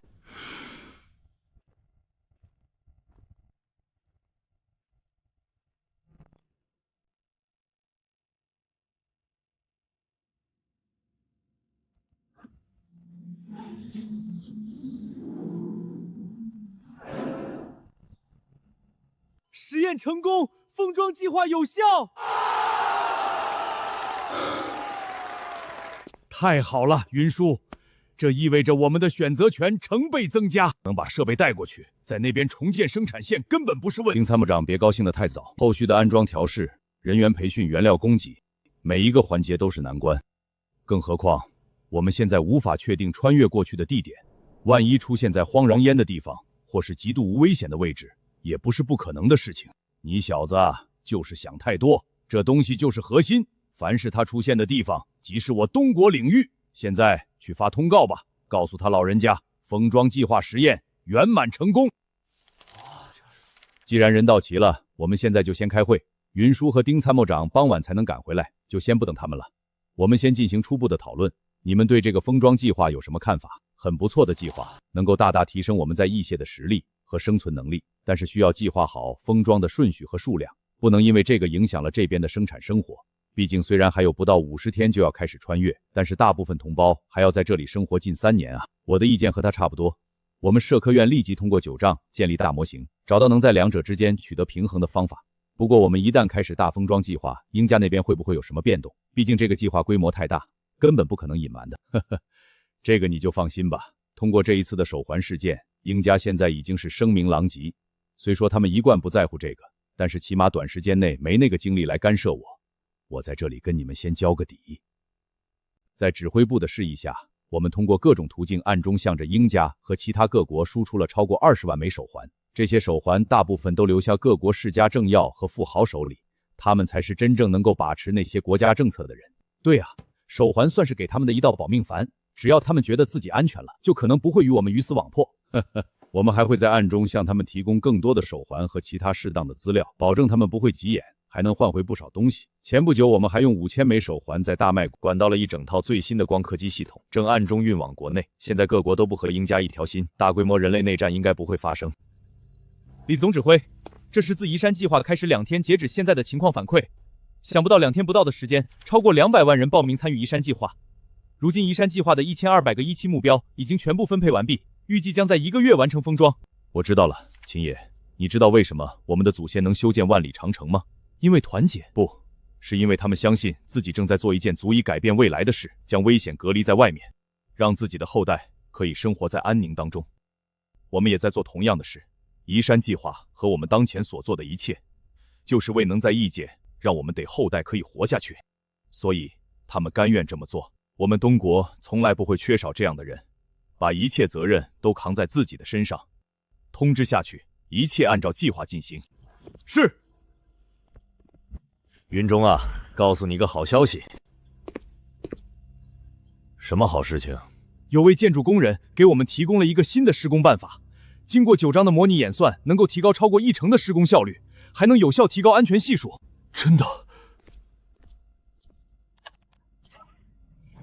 没错，你来看看这，就这么一个结构简单的东西，居然能够起到这么大的作用。那万老过来找我，是想尽快在全国移山施工现场推广这个工具吗？不，那种小事我怎么会特意过来找你？实际上，那个工具的有效性通过验证后，早就开始推广了。我来找你，主要是这么一件事。在收到这个工具后，我专门跟工具的提供者聊了视频，他叫陈立峰，是个建筑工人，50多岁。他在训练基地根本派不上用场，那些训练对他实在太难了。很高兴能够有移山计划这么一个能让他发光发热的存在。你是说我们直接推行全民训练，是不是有点独断了？和那个陈立峰一样的人在东国绝对不会少，我们是不是也应该给他们准备其他的出路，好让他们也能发挥自己的长处？万老，我知道你的意思了。秦野，启动百工计划。我们要在为所有不适合战斗但拥有专业技能的人开辟第2战线。建筑工人、机械师、焊工、农民，甚至是厨师、教师，只要有一技之长，都能在异界找到自己的位置。移山计划只是开始，我们要建立的是一个完整的文明。我太狭隘了，之前只想着带走装备和能源，却差点忘了最宝贵的资源。现在调整还来得及，你已经做得很好了。我们接下来会建立数据库，这些人的身份会特别标注在数据库里。聊什么呢？给你们说个好消息，提提神。又有好消息，还记得你和老丁、杜院上他们讨论的无人机海战术吗？记得。虫族最大的特点就是数量多，不畏死。我们的战士却是牺牲一个少一个。要是能用大量的无人装备弥补数量上的不足，打起虫子来肯定会轻松很多。可惜想在异界建立足够的生产线太难，当初根本没有这个机会，而且还需要对应的技术人才。要是能早有准备，或许就不会输得那么惨烈。没错，对付虫族最有效的办法就是用无人装备去对抗他们的数量优势。现在这个方案的2个瓶颈都解决了，这么快？通过产业调整，我们的无人机产能已经突破天际，预计下个月日产能还能翻一番。到时候别说1人配1架，就是每人指挥一个小型无人机编队都不成问题。上一世在外界举步维艰，连像样的生产线都建不起来，只能眼睁睁看着战士们去填命。而现在，这就是国家机器全速运转的恐怖力量吗？操作人员呢？就算有再多无人机，没有足够的操作员也是白搭。异界的电磁环境复杂， AI 自动寻敌的效率大打折扣，必须依赖人工微操。我们找到了不少民间高手，猜猜看，现在全国有多少熟练的无人机操作者？500万，500万？难道1000万？格局小了，是整整1亿，这还只是初步统计。1亿？这怎么可能？真有1亿？游戏产业立了大功，战争子领、使命召唤这些模拟游戏的硬核玩家，经过2周特训就能达到军用标准。更别说我们还有那么多航模爱好者、职业飞手，他们可能跑个5公里会喘，但在屏幕前，他们就是最顶尖的王牌飞行员。哈哈哈，云叔，快来，有好东西给你看看。到底什么情况？看你兴奋成这个样子，跟火烧屁股似的。正好你也在，走，一起去看看。万院长他们这次搞出来一个很不得了的东西，真有疑义。为什么上一次想找几个能够熟练操作无人机的人那么难？往往只能让战士们用血肉之躯去那些必死之地去探索敌情。某处训练基地里，上千名穿着便装的年轻人正戴着 VR 眼镜，双手灵活地操控着虚拟界面。学生、外卖员、程序员，甚至还有白发苍苍的老人。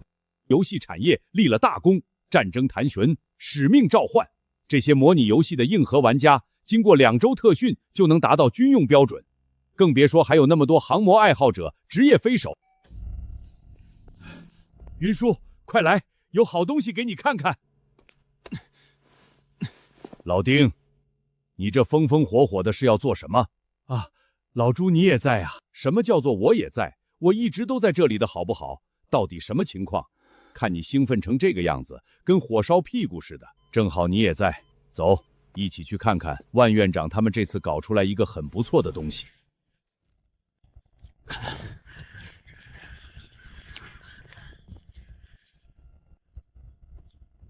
息壤单元泛地形多功能模块自组合平台，咱们空间站技术的民用结晶。老万，你这玩意儿看着跟从科幻片里面开出来的一样，这可比科幻片里面那些中看不中用的东西实用多了。看这配置，800伏半固态电池组，配合100升的增长发电机，续航能到2000公里。6轮独立液压悬挂，加上海绵记忆材料实吸轮胎，就算是没有路的山坡也是说上就上。这些接口这就是它的精髓所在。每一个这种单元都可以随意拆卸组合，2个这样的单元可以直接组合成一个野外应急避难所，带净水设备和空气过滤系统，可以容纳最多10个人短时间生活。要是3个串联，就变成载重超过20吨的交节式运输车，还可以做到水平横移和举角转弯。我们测试过，就算在完全没有道路的密林、湿地的极端环境，只要打开履带模块，照样能跑起来。这么说来，无论那边什么环境，这玩意儿都能发挥作用，通通不在话下。2个单元并联就是工程平台，能装随车吊和破碎锤，单独一个展开就是移动指挥站，升起6米高的通信桅杆。数量越多，息壤单元所能组合构建出来的东西就越复杂。如果有上千个单元，就算构建一座迷你城市也不是不可能。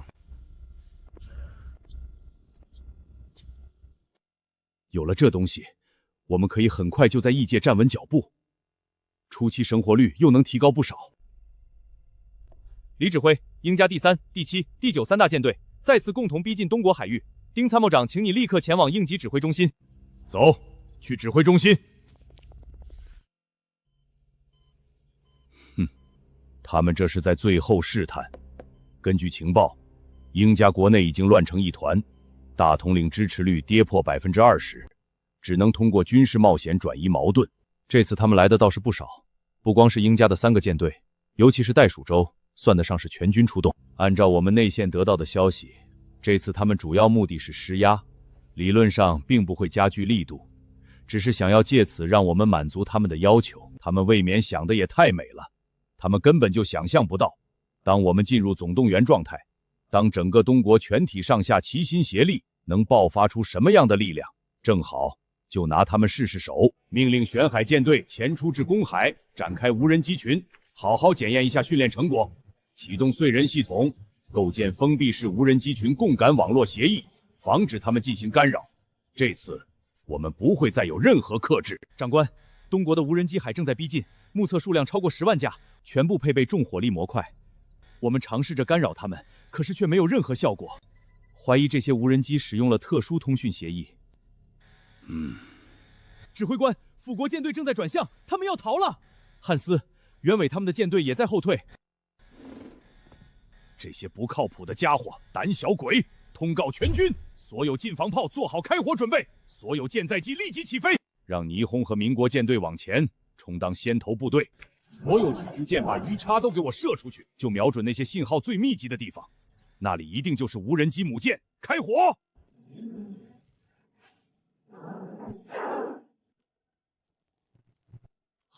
遭遇大规模全频率信号阻塞，我们与鱼叉的联络被中断了。没关系，鱼叉的目标早就已经设置好了，即便是遭遇信号压制，他们也能命中目标。报告，那些无人机过来了，速度很快，所有船只瞄准无人机集群，近防炮全力开火，将装备有反辐射弹头和斯莫奇弹头的导弹全部发射，就在近域直接引爆，要快！报告，超过50%的船只近防炮过热，已经无法继续攻击。他们过来了，回避！快给我回避！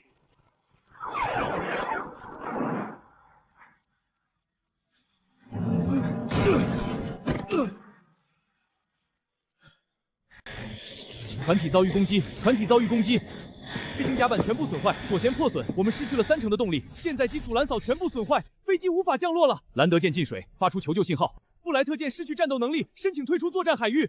尼霍，民国舰队减员超过80%，一半以上的船只正在沉没。尼霍，雪恩号沉没。他们又来了，怎么还有这么多？东国人到底造了多少无人机？该死的，我们的渔船和舰载机怎么了？为什么没有击沉他们的指挥舰？他们的无人机集群太多了，他们的无人机占据了几乎所有空中通道，我们的鱼叉还没飞到位置就被击落，舰载机也是，根本没办法冲过去啊！东国舰队发出最后通牒，要求我们立刻投降，停止一切攻击行为。做梦！我们可是英加联合舰队，这颗星球上最强的舰队。怎么办？那些无人机开始进入战斗模式了。命令舰队停止攻击，打旗语。我们投降。通知大统领，我没能完成他的命令。我们无法突破东国的防御网。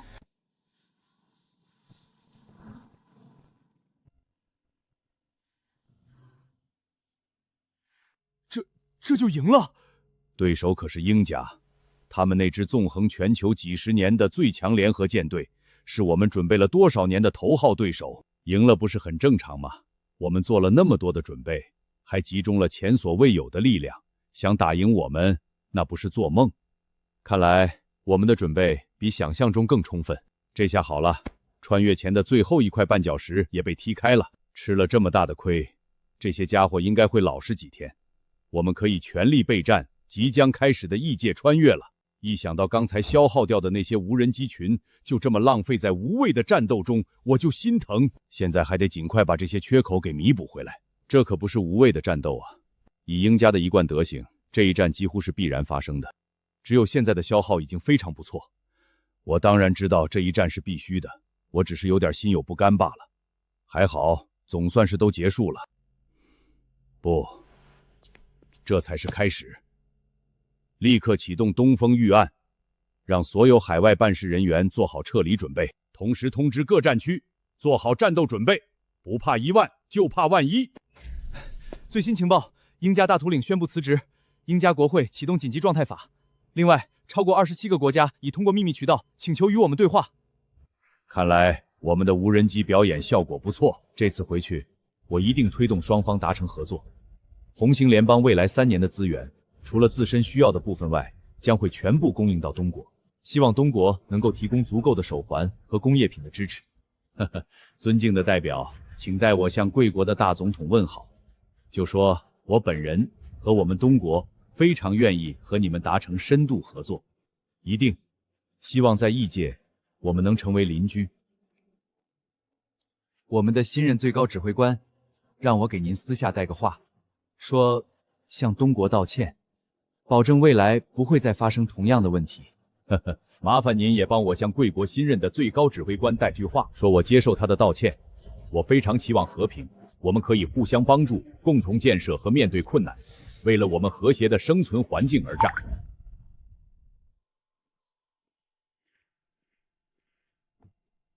这是穿甲爆破弹，用来对付虫族；这是信号弹，用来标记坐标。你们是第一批火种，记住，你们的任务不是战斗，是活着。活着建立第一个通讯节点，活着画出第一张地图，活着找到所有落单的东国人，活着建立临时据点，活着等到大部队到来。你们携带的每一粒米、每一滴油，都是人类文明命的火种。记住，当你们踏上异星土地时，你们的脚印就是东国的界碑。保护好你们携带的东西，活着把他们交到大部队的手中。我等着与你们再会的那一刻。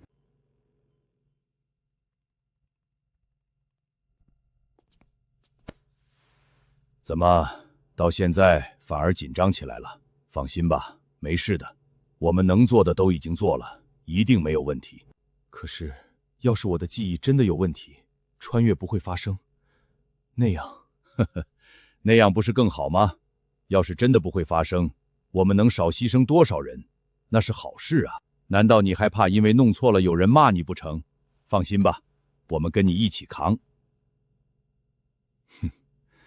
是啊，要是真没有发生，那是好事啊！比起千万东国百姓的生命，我个人荣辱算得了什么？目前校准的穿越顺序有没有什么变动？没有，以云墙上尉为锚点，第一批穿越者合计152万7314人已经全部标注完毕。目前这第一批穿越者正在为穿越做最后的准备，各单位都在观测着这批穿越者，为后续计划修改做好准备。其他各国的反应如何？截止目前一切正常，除了少数还是不相信这一切的家伙，其他各国都在为即将开始的穿越做准备。当然，他们大部分的目光还是在关注我们。很好，继续观察，有什么异动立刻汇报。是。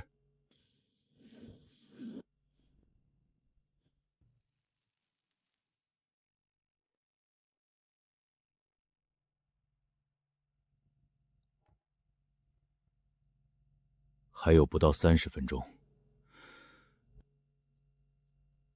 倒计时3分钟，通知下去，全部西长单位点火，做好应对可能存在的冲击的准备。倒计时1分钟，10、9、8、7、6、5、4、3、2、1、0。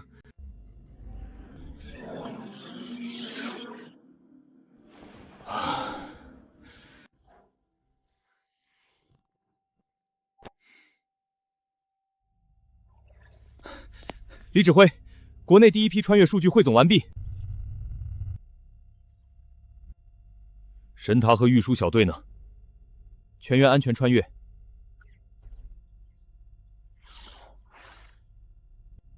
移山计划的12个封装体也都顺利运输完毕。国内第一批穿越人员已经全部完成穿越，具体人数和手环预测的完全一致，并没有出现手环预测顺序外穿越的国人。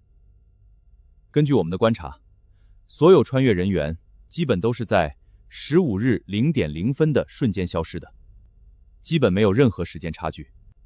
有没有其他特别的发现？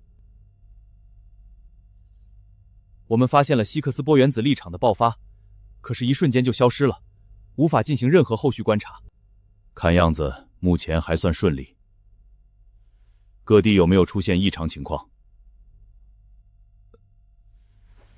意外还真发生了一个。什么意外？说起来，第一批穿越者送别那天，有对小情侣难舍难分，死抱到穿越启动的最后1秒都没散手。结果你猜怎么着？结果直接出了意外，那个本该穿越的男生，最后除了自己，啥都没带过去。你是说？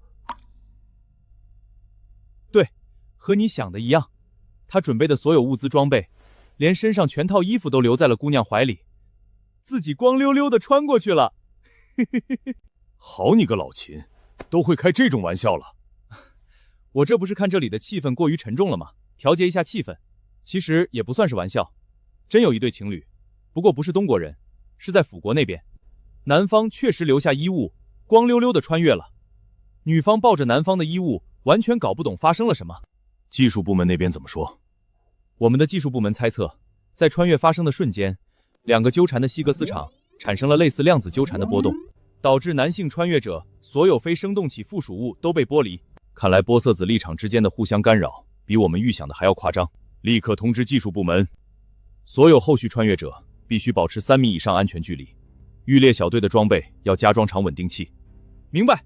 对了，李指挥，穿越发生10分钟后，我国的外交电话就被挤爆了，各国纷纷想与我们签订一份互帮互助协议。他们说，希望能够得到足够多的手环和其他物资，愿意尽可能满足东国一切交易条件。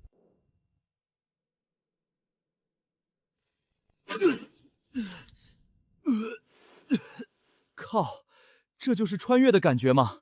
完全就像是被丢进一个滚筒洗机里面，还特么是漏风的。见鬼！模拟训练里可没说阳光会这么毒。附近应该没什么危险。离穿越才过去3分钟，刨去先前观察周围的时间，看来虽说体感时间很长，但是实际穿越过来就是一瞬间的事情。通信模块显示无法连接服务，天气模块也用不了，搜索手环的功能还能用，不过目前并没有任何发现。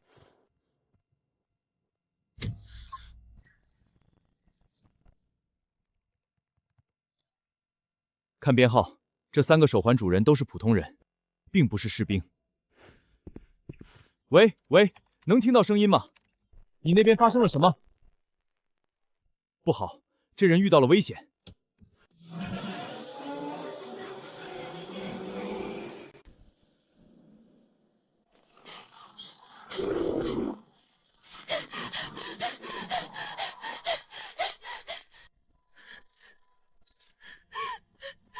为什么穿越的是我？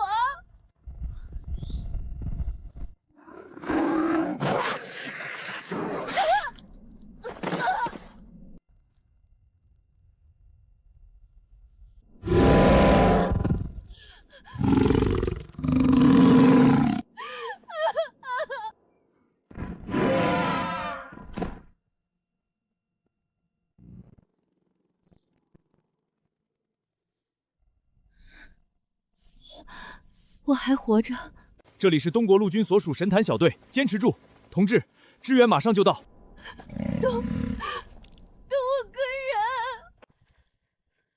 幸好这个地方并没有大型空中猛兽，一路上有惊无险。另外2个手环的蛇游者已经联络上，目前还算安全。这应该就是王磊驾驶的皮卡了。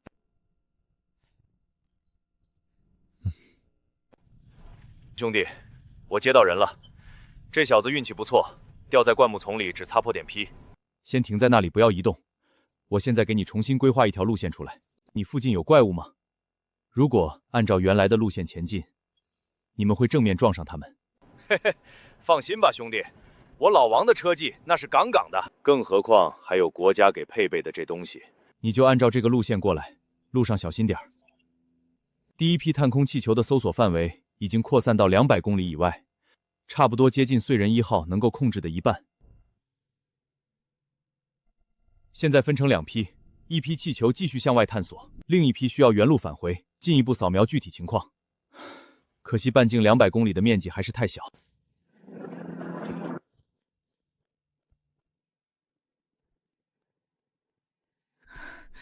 幸好这个地方并有大型空中猛兽。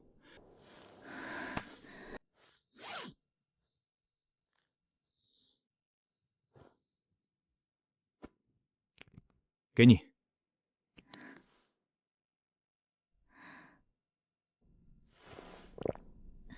谢谢。不用谢，这是我的职责。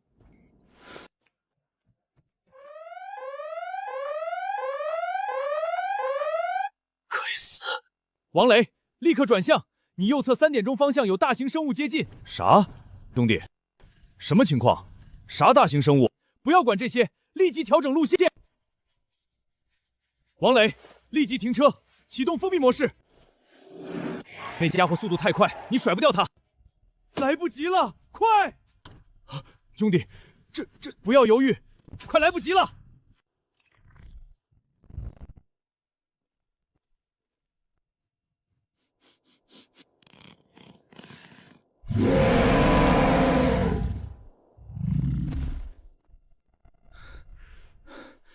巨兽已经离开，按照新路线赶快过来吧。记住，路上不要发出太大的声音。兄弟，这次多亏了你。我是王磊，户外原动博主。这个小伙子是孙启明，大学生。我叫苏浅夏，是个普通的上班族。资料一致，没有撒谎。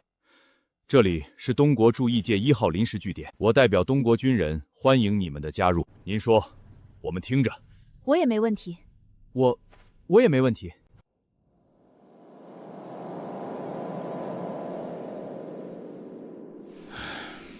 相信你们对情况也有了一定的了解。这里确实是异世界，我们与原来世界的联络已经完全中断。在之前，我大概扫描了方圆200公里的手环信号，如果不出意外，第一批东国穿越者当中，处于这200公里内的就是我们4个了。这里将作为我们第一个临时祭点，采取军事化管理，希望大家配合。我们需要尽快建立生存基础，为可能到来的同胞做好准备。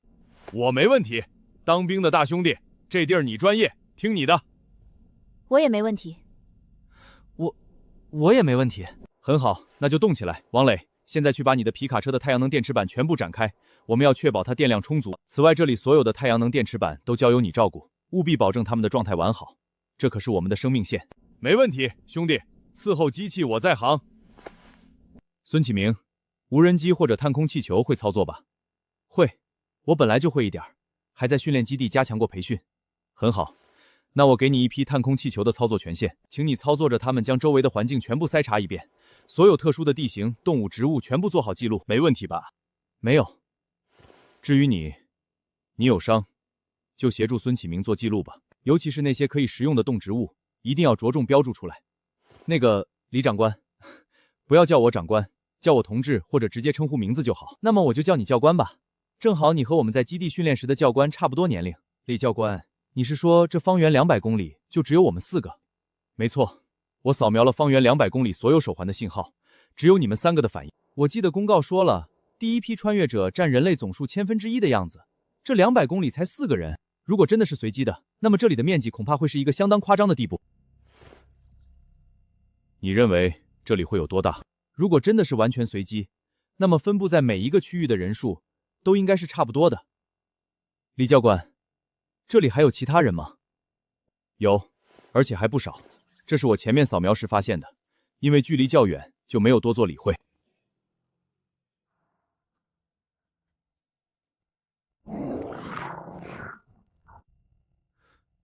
我们不去救他们吗？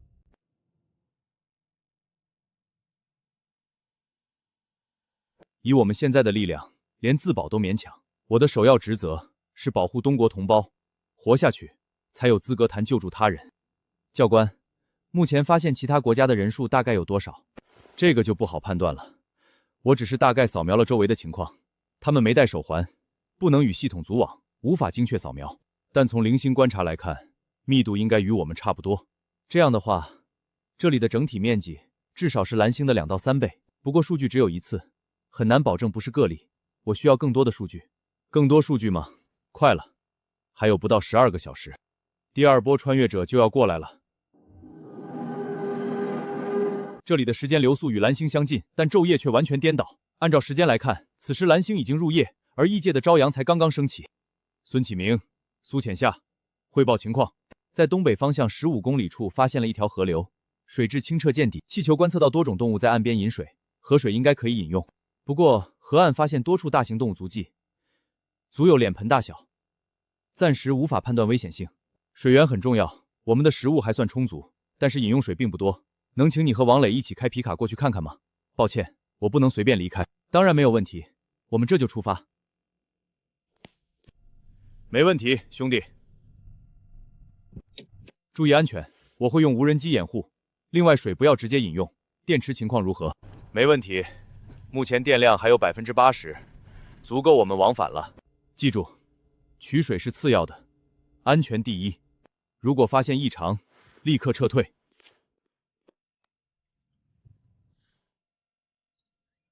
J00003522是特殊编号，有战友来了，呼叫。这里是燧人1号据点，我是指挥官小李强，听到请回答。报告首长，我是东国陆军下士赵明伟，首长请讲。赵明伟，报告你的位置、人员情况和当前敌情。报告首长。我在据点西北87公里，带3名平民。我们击毙3只刃爪虫，步枪弹只剩2个带墙，手枪弹全打光了。赵明伟，原地隐蔽在岩石后方，不要生火。无人机35分钟后抵达，携带急救包、3个弹匣和1支信号枪。看到信号弹再移动。明白。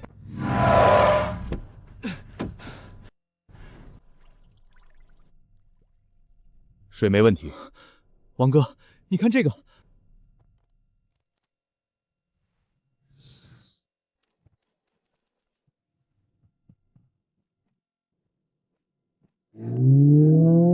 那东西至少有2米长，我们没敢多看，开着车就跑了。是林蛇，看来我们选的这个据点离他们的活动区不远了。报告首长，神陀小队下士赵明伟奉命抵达。所有人听令，赵明伟，你带2名平民留守据点。王磊，你去接应东北方向的穿越者。孙启明，你操作无人机给王磊导航，标记危险区域。苏浅夏，你在医疗站待命。明白。钱老，您看到了吗？我们没有输，这一次，我们一定会赢。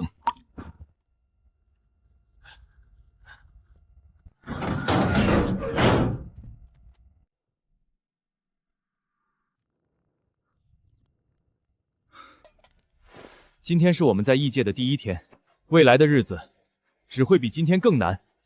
我们的身后有14亿同胞，还有无数同胞在各处并肩战斗。我们是人类文明的火种，只要我们还活着，只要我们还团结在一起，这火种就不会熄灭。为了牺牲的同胞，为了活着的我们，为了人类的未来，为了牺牲的同胞，为了活着的我们，为了人类的未来。